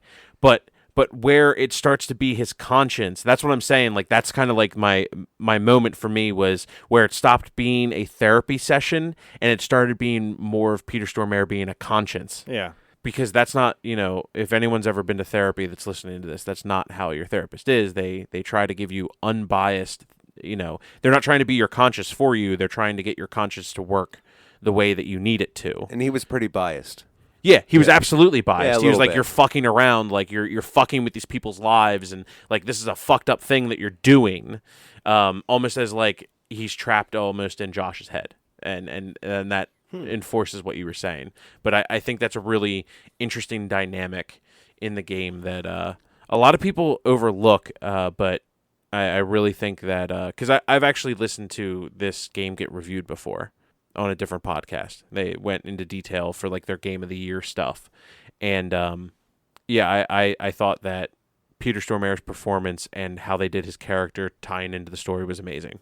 It works as a great segue into different chapters, a good breaking point to kind of calm your nerves on certain chapters. Right. I think it's well placed in the game. Absolutely. And I think it does build on the story, but I feel like it just enhances moments of the story, if that makes any sense. No, I think it does. We haven't discussed it, but does anyone want to say anything about the transitions where it's the whole previously on? It makes it feel like Until a Dawn? TV show. Right. almost. It's back to that, or like a movie, or some type of saga. Yes. But why do you think they did it for this? What does that add? It's such a cool, I know we haven't reviewed this game, but Alan Wake, they use the same concepts. Alan what? Alan Wake. It's kind of like Alan Wake? especially if you take a break from the game, it's a good way to recap what has gone in the story. And what you fuck. Well, that I see. Because the understand, story yes. is very important. If you do take an extended break from playing this game, you're going to miss out on some crucial information. So it was a necessity. I don't know. I think it's just a cool little add-on, to be honest. And I think they wanted it to feel almost like cinema-related. And what better way to do that than... Casting real actors. Well, yeah, not only that, Yeah. but Motion capture. yeah. But no, adding that segment. Because, we all watch Game of Thrones. Every time an episode of Game of Thrones previously on, they don't say it, but right. Yeah. this is the relevant information you're going to need for this next chapter. They should have done commercials in between, too. Like the beginning of Metal Gear Solid 4. No? Okay. All right, so we officially done story now? I think so. Yes, I think that is sufficiently covered. All right. Gameplay. Gameplay. Gameplay. The GP. The GP. Gameplay. I think the gameplay breaks down into a few key sections. It comes down to making choices. It comes down to quick time events. And it comes down to just navigating in the world in general, which is the fixed camera tank controls that I grew up playing in horror games, and I love that it's a great throwback to it. And I wish more games would do the fixed camera angle, or even their like dynamic moving camera, where it didn't feel like the camera was always constantly moving. Yeah, it could be slight, but it still didn't feel like it was really changing much. Like rounding certain corners, you start walking towards it, it slowly follows you, but as you're, turning around the corner, it's not automatically cutting right behind where you're at, which adds that extra suspense and one more chance to make you pee your pants. Okay, so since we're talking about the fixed camera angles and the tank controls, I will say that I feel that's the weakest point of this game. I will agree. Because the game encourages exploration for clues and especially the totems, and not knowing where you can go and where the invisible walls are was frustrating for me. I enjoyed this game very much, but the tank controls and you being encouraged to explore and that exploration being clunky was frustrating from beginning until end. Would you say until dawn? From dusk till dawn? I took a quick time event, triangle, square, circle, running, leap, right into that joke, Harry. Thank you. Nice. No, so I actually had some hiccups with the controls occasionally, where there would be like a screen change, and I'd be going one direction, and it almost was like it would try to redirect the path of where I was going. Like if you hold one direction going through a camera angle, and it's like a camera switch, sometimes my character, I would go through and it's a different angle on the screen, so I would adjust my stick. Like I would just, move the left stick to a different position, and they would start walking forward, then realize that I adjusted the stick, and then like turn. It was really weird. It was something that just happened a few times, but it was both times, and I've played the game on like 3 different controllers now at this point. So it's not like a controller malfunction. It's just a small little thing that I've noticed. But I noticed that in a lot of games. The camera angle changes, and you're fucked in terms of which direction you're going to go. And how many times have you gone into a door or left a door and then gone back in or up a set of stairs and then back down again, like, because you didn't realize the perspective changed and the controls got flipped? Yeah. Well, generally too, I think that is just a fault of the fixed camera that has never really been solved, because it's either one problem or the other. Mm-hmm. It's either the always static map of the like D-pad or the controls, or it's the dynamic. And this has a dynamic, so that when you go through, if you're holding it, it stays to what the configuration was. But if you let go of the stick and change the direction, it remaps it to what it should be on the screen to move. Yeah. And that's where the hiccup comes in. But if it was always static, then it would be really annoying when there was a camera change and there's different directions on the screen and you were already going one direction. But yeah, I really think one direction. I know, he said it like 20 times. Well, fuck off. Like, I don't know. Fuck off. Yeah, I totally agree. That would be my only gripe with this game, really, is the, tank controls aren't perfect. I just want POV shots of Hayden Panettiere. Yes. Another thing that I did want to say about, like, the controls and the camera stuff, I did like that you could move the camera slightly by moving the right stick whenever you have a flashlight or something and you're moving the light around. It does move the camera slightly. It's kind of cool. I actually really like that. Subtle. Does that go back to the Alan Wake stuff? It would create a little bit. It would create this issue. Not issue.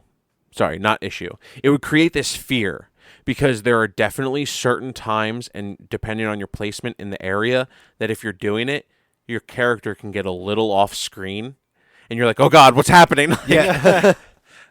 Something's gonna pop out. Yeah, it's one of my only gripes with this game. would be that. The QTEs were fine. I really liked the whole like if you take the quick route, you are expected to quickly respond. Oh yeah, they and definitely sped it up. Yeah. Also, I will say, even though I fucking failed at it, I loved the don't move. I thought that was a really cool integration. I haven't seen that in many games for like QTEs and stuff. Would that be a Alien Isolation deal? Are there don't move segments for that, or don't make a sound? I mean, this was out before. Okay. The only other game I could think of that. Okay, I haven't played Alien Isolation. I've been meaning to, but I'm waiting for it to be like $10. Getting on that real quick, there's a couple moments in the game that tries to pull the player in a little bit. Like moments like that, it makes you feel like you're almost there. Yeah. But I know it's kind of stupid if you think about it, but like lighting a match by sliding across the touchpad on your thing, or flipping on your phone again by swiping in. Yeah, and that's stuff cool like that. Because it's real world actions that you're doing. So this isn't this game. The coolest integration on a controller, like a regular controller with like the touchscreens and stuff that I have ever played. Just while we're on the topic, it's like a fun little fact. Yeah. Infamous, the one for PS4. There's a tagging mini game, and what you have to do is you have to actually turn the controller like this, and it'll only read it if the controller is like, vertical, and then you have to actually press the trigger to spray. And you spray using the movement that's neat. Of the controller.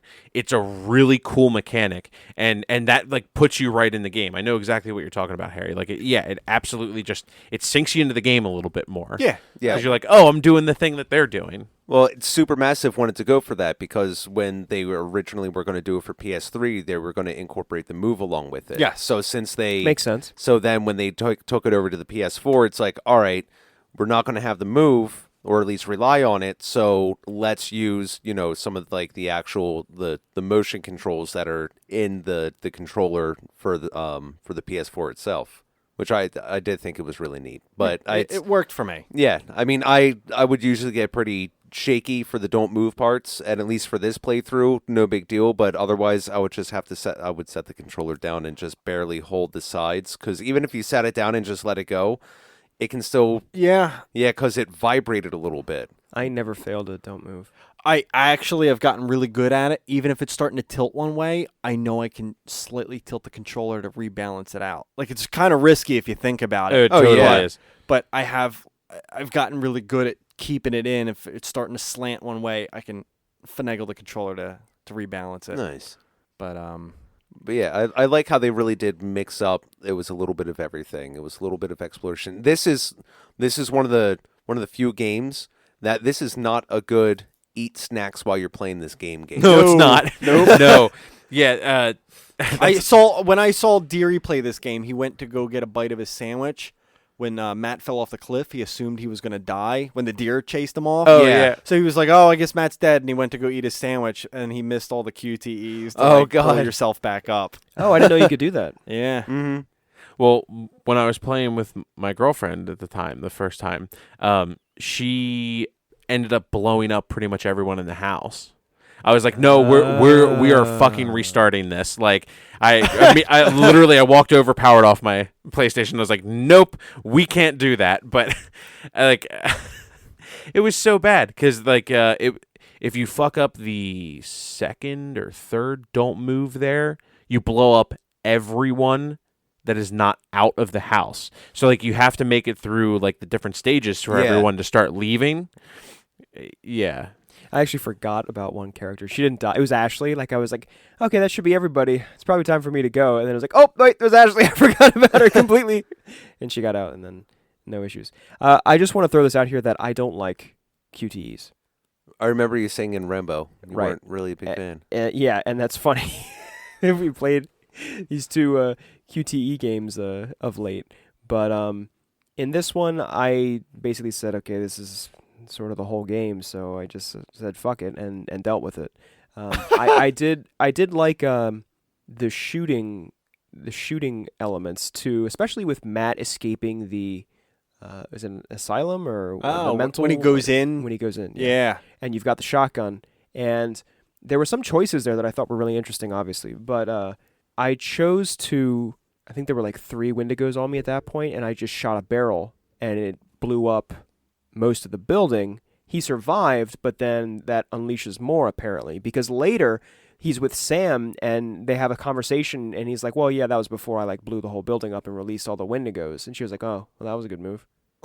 And I was like, can I get out of there without doing that? Nah, it's unavoidable. That's what I figured.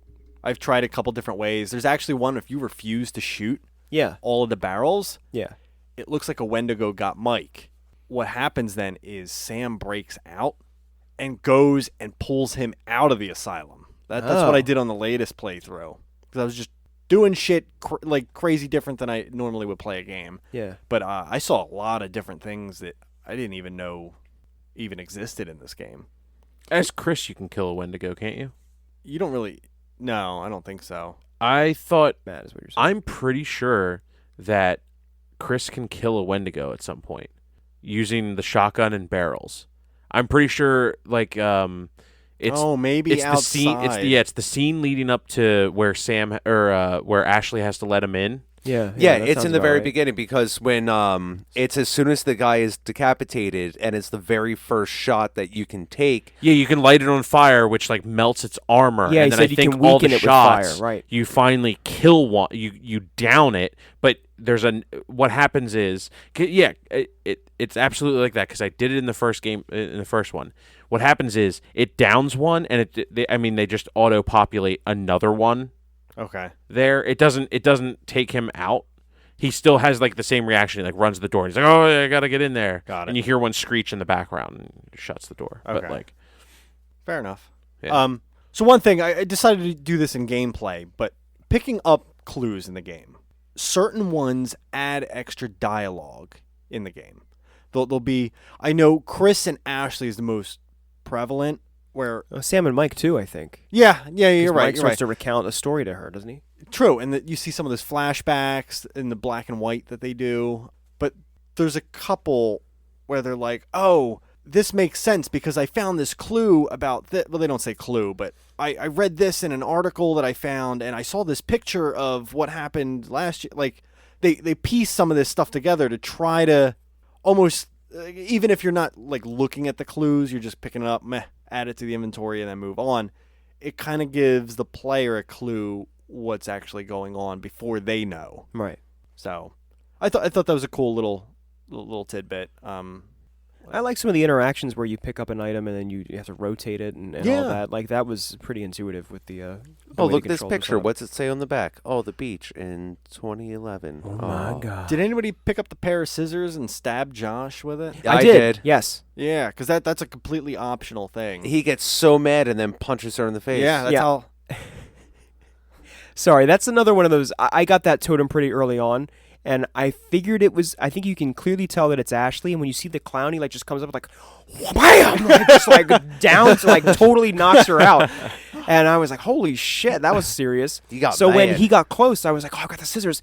Great, okay. And then it's like, he says something. He says like, not don't kill the messenger. He says like, Oh, I remember him going like, no, kinda. yeah. He says something like that, and then just he decks her with that. She Yeah, ends up on the ground. It's a hell of a punch too. Yeah. Oh, yeah. Whoa. So I guess the totems add a sense of gameplay to the game where it kind of... Some of those will either freak you out to the point where... Like, the first time I found a totem, the first playthrough, I saw Mike burned alive. Oh yeah, you see him with like the lighter and then an explosion. Yeah. Yeah. Do you know how Any- that death works? Yeah. It's basically if you run... Or if he gets downed at the final scene, Mm-hmm. he can't make it out of the cabin because he's like all fucked up. Okay, so he just So he decides, cool, I'm going to save everybody else and just light the place on fire. But some of those totems are kind of hard to figure out what's going on in the scene. Mhm. So I just saw the fire and Mike dying and everything. So anything related to fire, I was like trying to avoid Yeah, when I was right. playing with Mike before. Fire Right. bad. So some of those just, whether it's good or bad, it can change how you want to play. Or Yeah. it just- influences your decisions based definitely. on those. Yeah. The one that really comes to mind for me was one of the first ones. The first, I think it was a danger or a loss totem.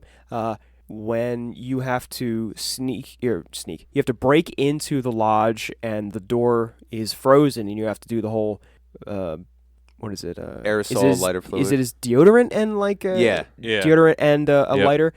I found a totem and it looked to me like Emily dying in a fire and her Right. screaming. So just because it was like, oh, we have to go like blowtorch the door, I was like, oh shit. I could probably kill her with this if I'm not careful. I thought the exact same thing. Yeah. That's actually one for the end of the game. Yeah, that would make sense, come to think of it. But I was concerned about that right off the bat.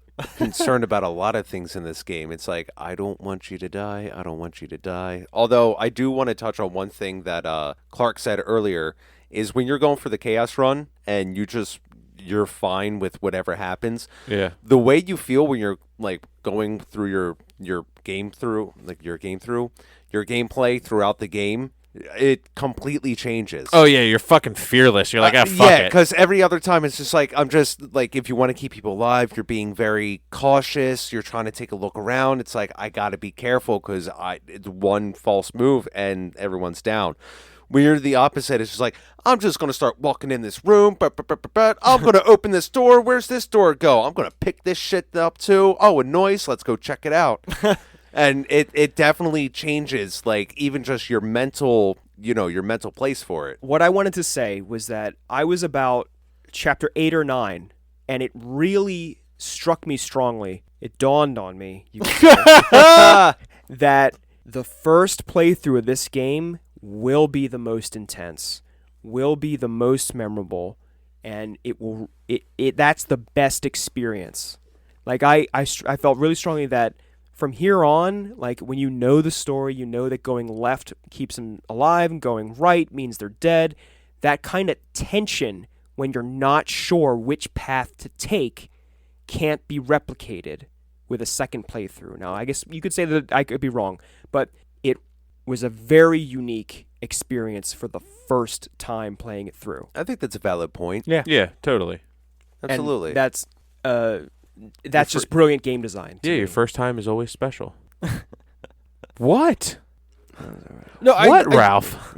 No, granted, It's like your first time is always special. No, stop. That's what you Stop. get. No, it No. needs to This is what you stop. get. For now- The Rambo stuff needs to stop. Rainbow, the video game. no, you are absolutely correct. First playthrough, Yeah, tell me I'm right. absolutely the most on. intense. Boost my ego. Stop tweaking your The nipples, first Ralph. time is special. That's all I said. Yeah, no, I don't want you to think that this game doesn't have replayability, though. Like, yes, you're not going to have that same experience, but I think it's a different type of fun Okay. playing through a I'm- second or third playthrough. I want to give it a shot. I really do. It's more exploring at that point and, like, challenging the way you normally play a game. Because I feel like You learn more about yourself the more often you play it and do it. And Exactly. you find out what you got to like and- experiment. and You- what- yeah, and what you got to find out what you player like, 2 what likes, you don't like. yeah. I mean, really, you got to see just Play in how the mud or not, you know. I mean, if you're playing with a group, you got to take Yeah. everybody's... Yeah, So you everyone's gotta satisfy the group. considerations. Yeah, you know. So are we You got to gonna- see how many layers of clothes you can get off of Jessica. I don't think it was that hard, actually. So are we just going to circle jerk It was now, pretty or hard. what? I mean, it was hard, but it wasn't difficult.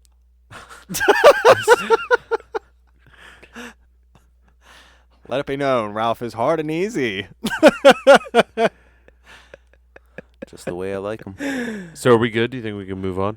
Yeah, I don't think there's really much more to add to gameplay. No, I don't No. think so. Well, wait a minute. What about the butterfly? Like you can. Yeah, there's a butterfly effect in the game. All right, so we ready to move on? I'm just Yeah. kidding. I was just being a dick. I did like the fact that you could reference the decisions through the butterfly effect system, and how you could go in and see that if you choose you wouldn't see the outcome of the other option, but you could see that, okay, for this decision there really was multiple options, or this helped later, or that kind of and that also helped me know where I was in the game in terms of like, oh, I'm on this chapter, where am I at? And I was like, okay, I got like 300 fucking butterflies left. I'm nowhere in the game, you know. Yeah. I did like that it was there for reference. But other than, that's pretty much all I've got for gameplay. Cool. Unless you guys have anything else. No. Yeah. Cool. Let's move on to graphics. Graphics.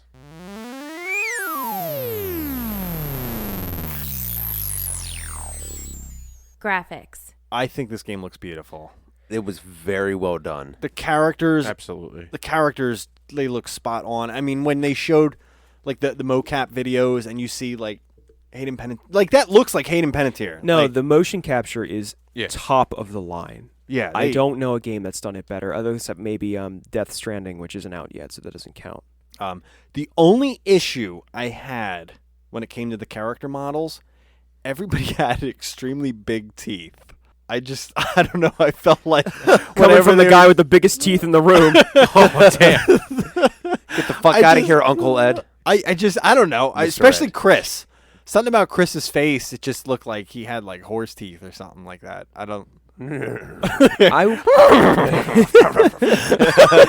I want to say I liked that when you were in the menu, you could control where they were looking and how you could have them like look like right at you. Yeah, And it then was kind of move freaky. around. It's just sitting there, and then just move the right stick, and then they just like slowly look, and they're just staring at you. Like, holy fuck! Get out of my soul. I see what happened here, Steve. Yeah. It was late at night. You were by yourself. You were in bed playing the game, and you just have Hayden Panettiere looking at you again. and then- He paused on the Josh He chapter. paused on the Josh chapters. I like it when serial killers look at me. Dude does have some weird It's eyes. like I'm looking at myself. Speaking of weird eyes, there were a couple times when I was playing as Sam, and like I would move her vision, like Clark was saying about how you could change the camera a little bit. So like let's say position wise, her body was facing away from me, but I could turn her head to look at the camera, and I got some hardcore side eye, like almost like the Stanley Kubrick like look from like The Shining and you know. Oh, God. Oh my God, what's the one with the Ian? Clockwork Orange. Jesus Christ. Where they're just like Oh. staring. He's got like that's- eyeliner on one eye. She was like looking at me, and I was like, "What the fuck is? Don't look at me. Let's get out of here." No, the graphics were absolutely beautiful in this. I think It the really environments was. looked awesome. Like, They did. Even the Yes. cabin, like, awesome. Top I'm notch. trying to think of something that didn't look good, and I'm having trouble. I mean, especially grabbing like the sheer terror, like when Josh is completely tripping balls in the mine and the giant Yeah. pig, Yup. like the pig, that thing was fucking freaky. Did you punch it? There's no. Anybody punch the pig I head? punched the pig head. Yeah. No, because Mary could said punch it the was pig too head? loud, and I went to go grab the remote real quick to turn it down, and that's when the QTE popped up, and I missed it. She's like, "Oops, sorry." I'm like, "Yeah, sorry." I don't even remember there being an option to punch the pig. Yeah. Yeah. Yep. Punch the pig sounds like a euphemism. Gotta punch that pig. You wouldn't punch the pig because you're vegan, right? Moving right along. You know, punch the yam. The yams. I had yams last night. That's fucking weird, man. Oh, dude, I eat yams like 3 times a week. You're good. I almost never have yams. I had them. Oh, great. We're on Yam Yup. Chat now. That's Back great. to mubbers. I was yamming it up. So Harry, mayo or mustard? Oh, God. So No. quick. Okay. I think I found something that I thought looked hokey, and that was I think the deer looked hokey, or elk, or whatever they are. Yeah, They looked kind of fake. it seemed like they struggled with fur. Hmm. Not a lot of people had it. Not a lot of people had fur. Yeah, Jessica like- had no oh, fur yeah. in my playthrough. Yeah. Oh, snap. Hardwood floors. No, but I mean, not a lot of the character models had fur at all. None of them had fur. No, couple squirrels. I'm gonna go home and count my gold because I'm a troll. My jewels and my gold. You know, trolls don't. Get Oh, I'm thinking goblins? What You're, am I thinking? you're thinking of a fucking leprechaun, you jackass. You're right, Clark. Now troll. go home and retire to underneath your bridge. Underneath my bridge. But no, that's because there's some squirrels and then the deer, and then that's pretty much it. And Yeah. you're right though. They don't look that great. I mean, that's The really, Wendigos look just like, that's you know. really nitpicky though. I'll be honest. Like it's super nitpicky. No. Yeah. The only character model that I think even has fur on it that's a main character is Emily's jacket. She Yeah, has that, damn like, it, I was leopard- gonna say that that. I was gonna leopard say skin jacket. Emily. and I think Jessica has boots, like Yep. Uggs. Boots with the fur. The fur! The whole club was dead. The fur. Shout it got low. I think we said it all for graphics. I thought there was something else I wanted The to snow looks good. I remember the footprints in the snow. I started to notice that depending on your path, your footprints would actually stay there, Yeah. which is one of those little gaming things you don't think about all the time. Like in some shooters, you shoot and is there a bullet hole? How long does it stay there? Yeah. How many times do you have to shoot before that bullet hole disappears? The snow and the footprints seem to stay there for a long time. Yes, this was the other thing I wanted to talk about with graphics. The opening FMV, I thought that was like crisp as all shit. Oh, Like, yeah. it looked fucking awesome. Some really Crisp nice as CGI. all shit. Crisp as all Crisp as all Save shit. that for your review. Cut Clark. it in! Cut it in! Save that for your arbitrary. Yeah. This game was like a potato chip in the sun. It was crisp as shit. I don't know. It looked really great. I don't know what else to say other than that. That's what I'm saying. Like, there's not much for us to say about graphics. Yeah. The game looks amazing. It looks like a PlayStation 6 We game. don't need to pontificate on it. All right, fair enough. No more pontification. All right, well let's move on to music. Music. The opening theme to this game is incredible. See, I thought you were gonna bash on it, but No, no, I thought it was really good. Yeah. it's "Oh Death," and it's an old folk song, and it's amazing. It was a good choice. Yes, Excellent choice. absolutely. This version in this is only like 2 minutes and like 30 seconds long. I actually have it on my phone. Like I downloaded it. It's how much I remembered how much I liked it the second I heard the first couple of chords to it. I was like, oh yeah, shit. I fucking love this song. I also Song is found crisp as shit.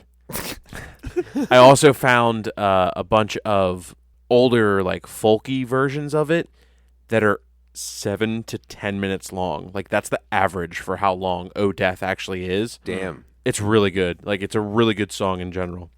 I mean, it was a long intro, I will say. Yeah. It was very long. I thought it was very fitting Yeah. when I first listened to it. I know we haven't talked about this in a while. It had the same feel on me that the opening song in Silent Hill did. Yep. It sets the tone for the game. They made a smart selection. You're talking about the original, right? Yeah. The original Silent mandolin Hill. Yes, thing. Yeah. correct. No, and I know we talked about it before where it just that song kicks in, boom, I'm fucking ready to go. And it's not like any of the other music in the rest of the game. No, it's not. No.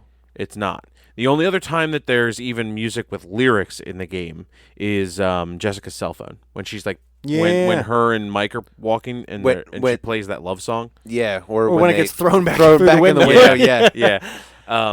But yeah, that's about it. One thing I really like with the music, scenes that were intense. You'd hear the violin music, and as you progress closer and closer to it, it would get louder, Louder. and more Yep. intense. Yeah. And like you could control that if you turned around and started walking back, it would start to diminish again. Yep. So you could just kind of like play with it. Your own mix board. Interactive. Yeah.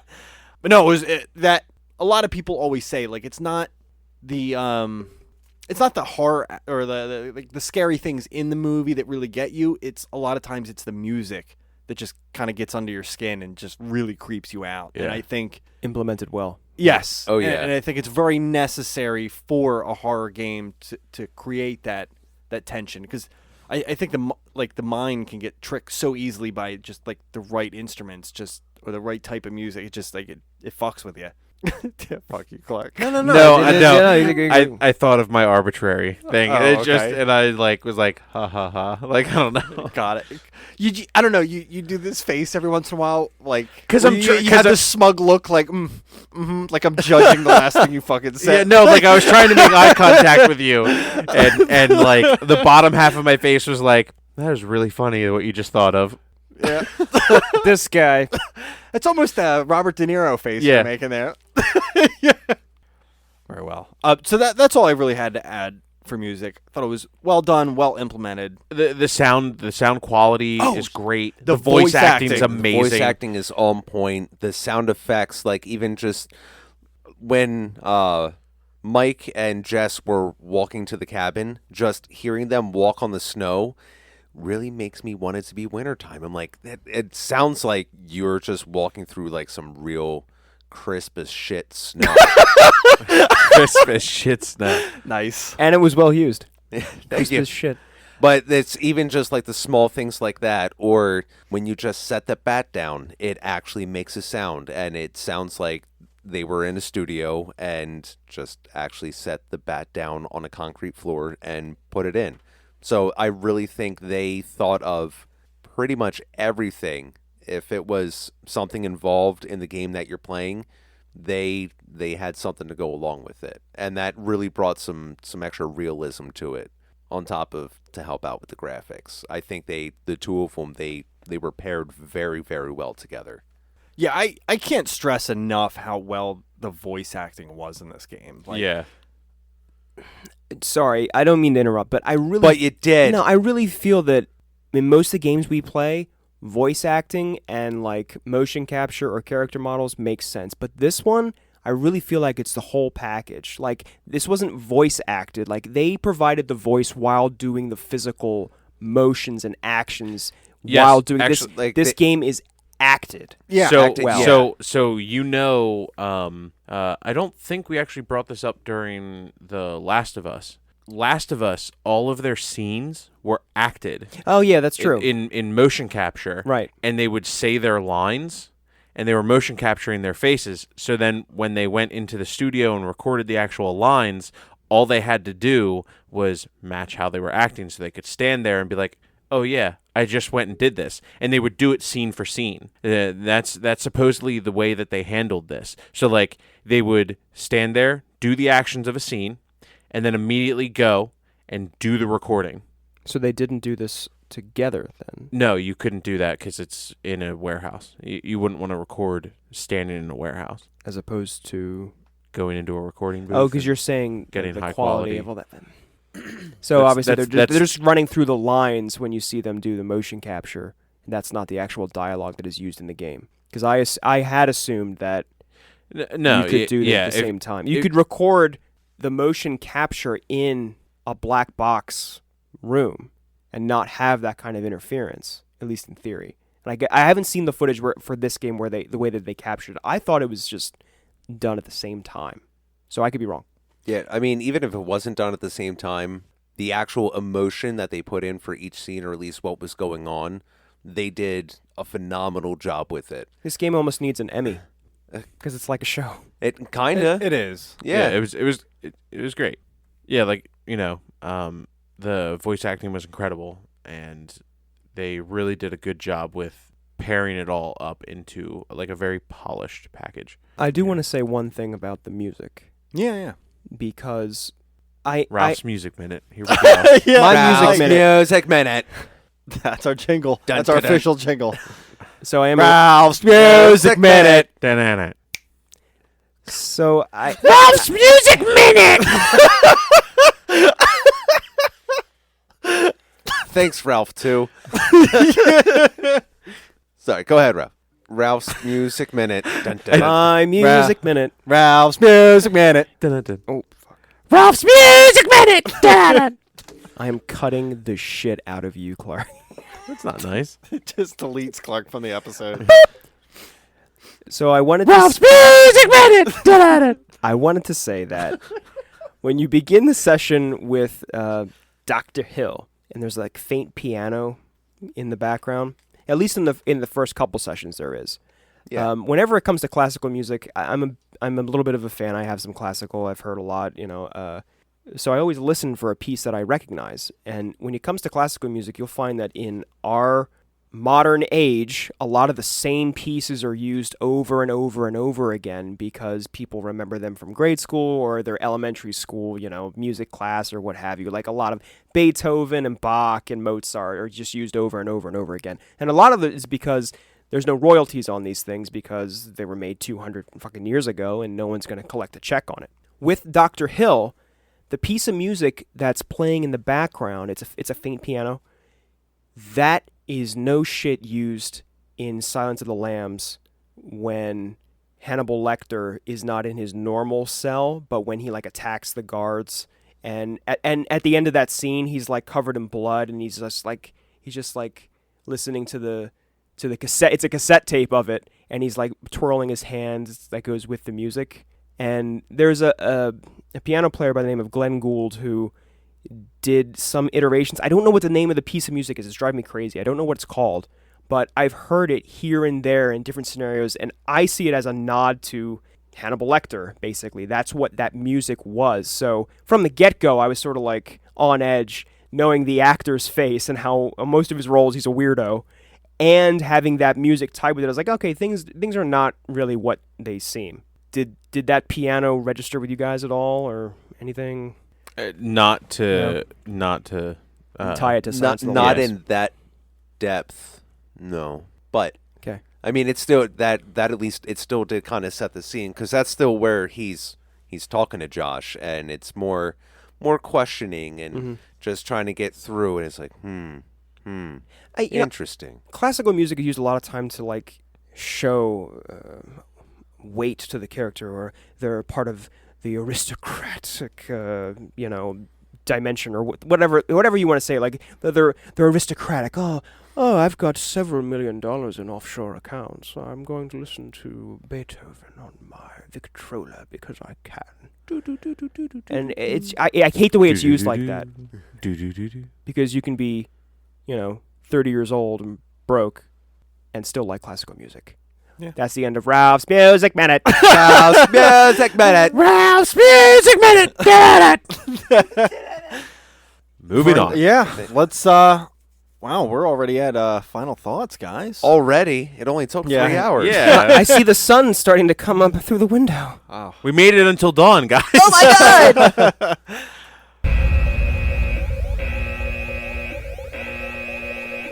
Final thoughts. All right, so who wants to start final thoughts? I will start final thoughts. This game is hot. This game is like hot sex. It's gonna be hot. You gotta do Where the it. fuck? Cabin.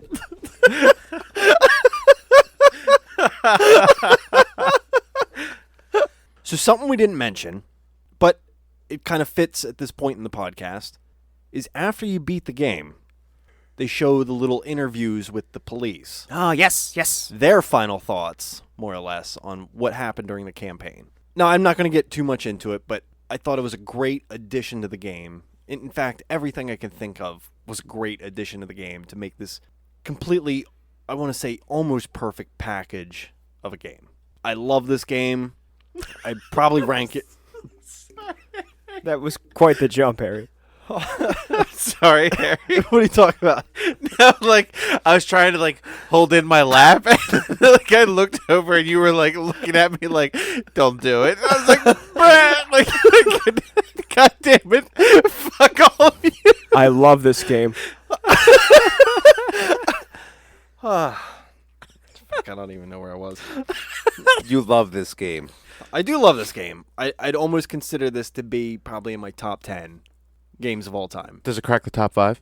For horror, For horror, definitely. Yeah, no, not even for horror, just in general. for PlayStation 4.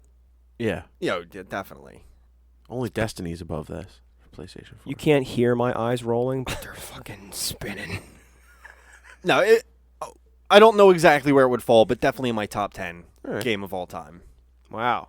Yeah. No, I feel very strongly, and I feel like they nailed everything in this game. I don't think there's any blatant flaws. I know there was some critics, because I was looking at scores online.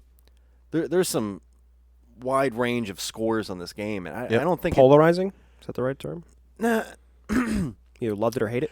better than mediocre. A lot of them I think are like in that 6 to 8 range or something like that. But I don't 6 think to 8. That seems. I 6 know. seems low. I don't think it deserves it. I think this is a well polished game. It looks great. It sounds great. The acting is great. Like I don't think there's any serious flaws with this game. The 6s are the people that didn't like the Wendigo turn at the end. I guarantee you that's what it is. Okay. But that's essentially my final thoughts on it. I think it's a very strong game. I would have to agree. I was really glad when you brought this to the table, because I didn't get the opportunity to play it again after I gave the game back, and then it popped up as the free game, so I'm even more excited because now it's just something I have in my library, because I do want to do more playthroughs, get some of the other hidden achievements. It was fun. being able to play completely different than I did the first time and seeing things that I haven't seen before and knowing that there's still so much more that I still haven't seen that makes me still want to play again. And then after I beat it, play it again. Because there's a lot of replay value in this game. And thanks, Harry. My final thoughts. Thanks, Harry. Yeah, there you go. And that's my final thoughts.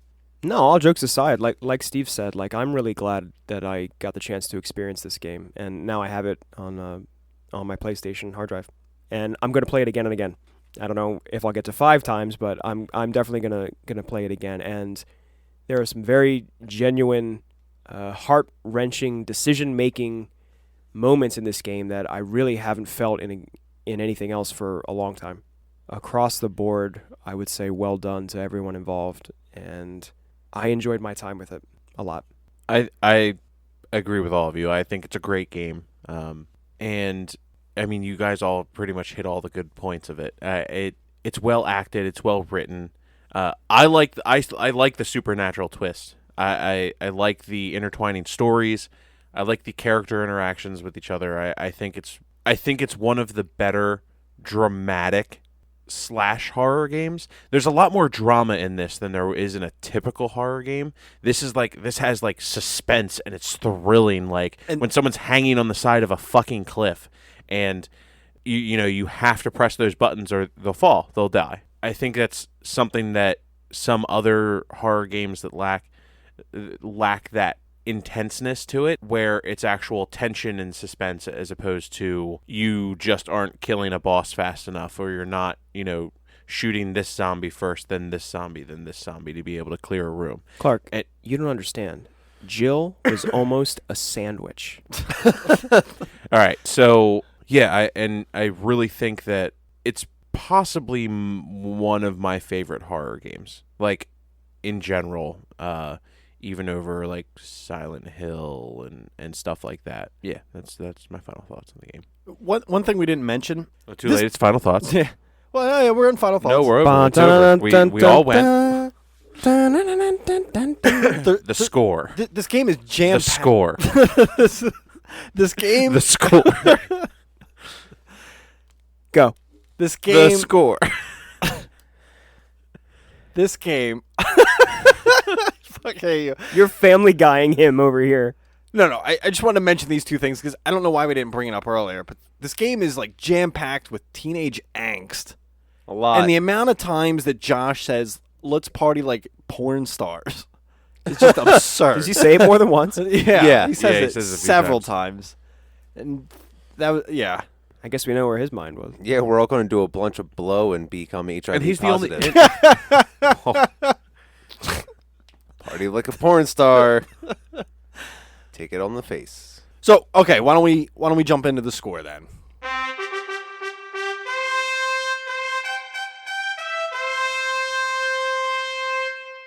The score. Who wants to start? I will start. Okay, robot Steve. My name is Steve. I am a robot. Here is my score. This was a great game. I enjoyed it all. Grandma's Boy? Is that where we're going with this? A. Suck it. No, but for real, it gets an A. I can't find anything that really bothers me or I dislike about this game, and I'm going back for more. Give me an A. Hey! That's for Ashley, but she got decapitated by a motherfucker. So yeah. Very well. Ralph, what's your score? 90? With a question mark? The question mark? I'm Ron Burgundy. I'm going to give it a 90. 90. Very well. Solid score. All right. So, this took me a while to come to a score. It's the score.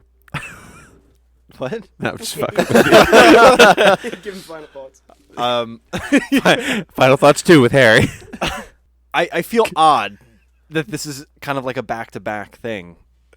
But I can't find any huge flaws in this game, and I love it so much. I'm going to give it a 10. Really? Yeah. Wow. And I feel, I feel odd because it's back-to-back episodes, but I think it's well earned, and I don't want to give it a lower score just so I don't have 2 10s in a row. There you go. My score is going to be 10 minutes until dawn. Very well. All right. So it's not quite there, huh? I wouldn't give it a perfect score. And also the 10-minute mark is where I always fuck up and get Mike killed. So I can't get past that one fucking spot. I just want him to survive one time. You lay off the coffee and shake your hand. Stand still. So yeah. we don't have... It says don't move, and I start shaking like Michael J. Fox. Oh, wow. Well, you said it, champs. Doc! Yeah, do we have any questions this evening? No. I think Shelby actually asked a question. Oh. Well, Oh, ask Ralph's away, girlfriend. Ralph. All right, so we have one question here from Miss Shelby Norris asking, best and worst decisions you made in the game. Best decision? Oh, in the game. Best and worst decisions made in the game. Best decision, shoot Emily in the face. I knew that's where that was coming from. Worst decision, allowing to get Mike killed. I literally got to the end and was like, if I managed to somehow save Mike, it's not really a decision, but it's a fuck up of mine that I... Man crush. I just want to save him once because I think he's the best character. That's I actually... understand. It's probably actually my best decision was letting everybody die and then Mike be the martyr at the very end because I got it where he flicked the lighter and blew everything to high hell. Yeah, that's how the house caught on fire for me as well. Yeah. Instead of what's her slut running out of the fucking door and flipping the switch and the house exploding. Worst decision? Wait, are you saying Sam's a slut? Oh, total slut. Nice. She's the only one that gets like really naked. Fuck the cheerleader, fuck the world. Worst decision? Not waiting long enough to have Emily die in the rock crusher. That would have been better than the Wendigo. That's my one regret. No regrets. No regrets. Let's start with worst decision because I can't think of a best one yet. Worst decision, I'm going to go off my first playthrough when it was still, like, didn't know what was coming kind of thing. Worst decision was opening that hatch with Ashley, thinking Jess was down below. Best decision? Harry's so starstruck. Oh, putting the disc in the game in the console was the best decision. Gush alert. Probably chopping down that deer. All right. Oh, wait, you mean the one that's wounded? No. The deer that's wounded? No, he means... Oh, I mean- did with anyone Matt. kill the deer? I did. I did, Mike, actually, I it's did. great. He just rips its fucking head off. Yeah. Does he really? Yeah. He's like, all right, I got this. He's like just gonna try to snap its neck, and it's like so fucked up at the neck. He's just like, all right, let me get. Oh my god! Like it just like the head comes clean off. Mike, what did you do? Yeah, I and he's didn't like- know it just came yeah, off. Yeah, he's still holding it. He's like, I don't know. On the ground. Oh, man. It's great. So, Forgot about that one. Ralph, yeah. best worst decision? So my worst decision was probably easily taking the safe route to save Jessica, which I didn't do. And Well, you did do, but you didn't save Jessica. I didn't choose the risky path to save her. Hmm.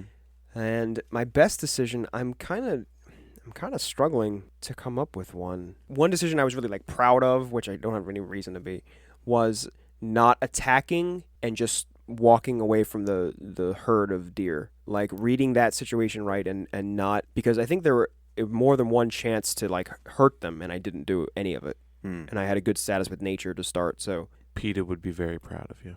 PETA? Yeah.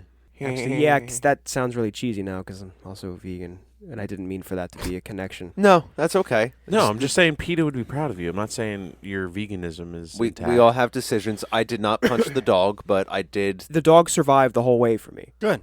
I don't know about you guys. Oh no, mine died. Yeah, so he I died wanted trying to save Mike. Yes, because I wanted to know if Mike could die and be killed by a Wendigo in the asylum. I just kept letting him fail, and the dog actually sacrifices itself to save you. Mike. Damn. Yeah. That's what happens when you make a friend. Knick knack paddywhack, give a dog a bone. He's gonna jump in the way of a Wendigo. Well, thank you for your question, Shelby.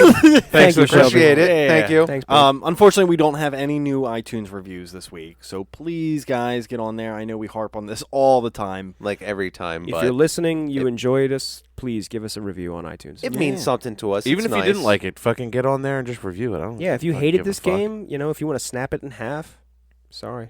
Yeah. Go ahead and give us a review. And as always, you can always support the show and get some really cool bonuses by hopping on patreon.com/superfunpodcast. there is Exclusive a library of extras that are building. And I'm sure we're going to get up some extra bonus content from this episode. Yeah, a little I bit. don't know what you guys are talking about. Uh-oh. Viewer discretion is advised. This was a very serious and straightforward episode. Bet.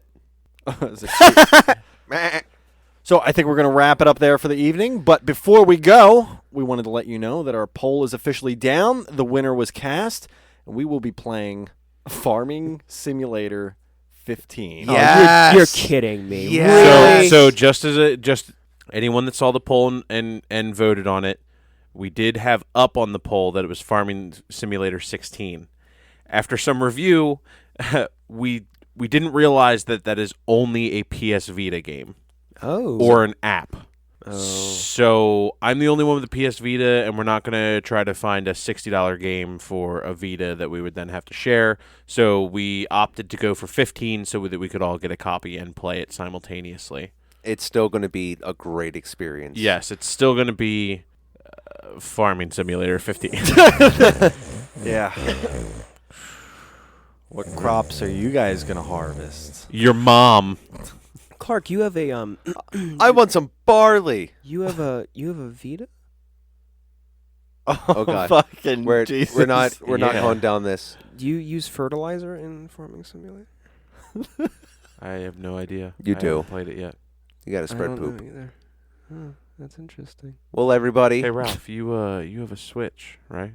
Yeah, I have Switch. Well, everybody. Go Yeah, fuck I yourself. think that's gonna. Thanks. I think that's gonna wrap it up for the evening, guys. Stay Thank tuned you. until what? Thank you. Thank you. Yeah, you're welcome, Steve. Wrap your shit. Wrap your shit, Harry. No. This is all Ralph. Wrap your shit.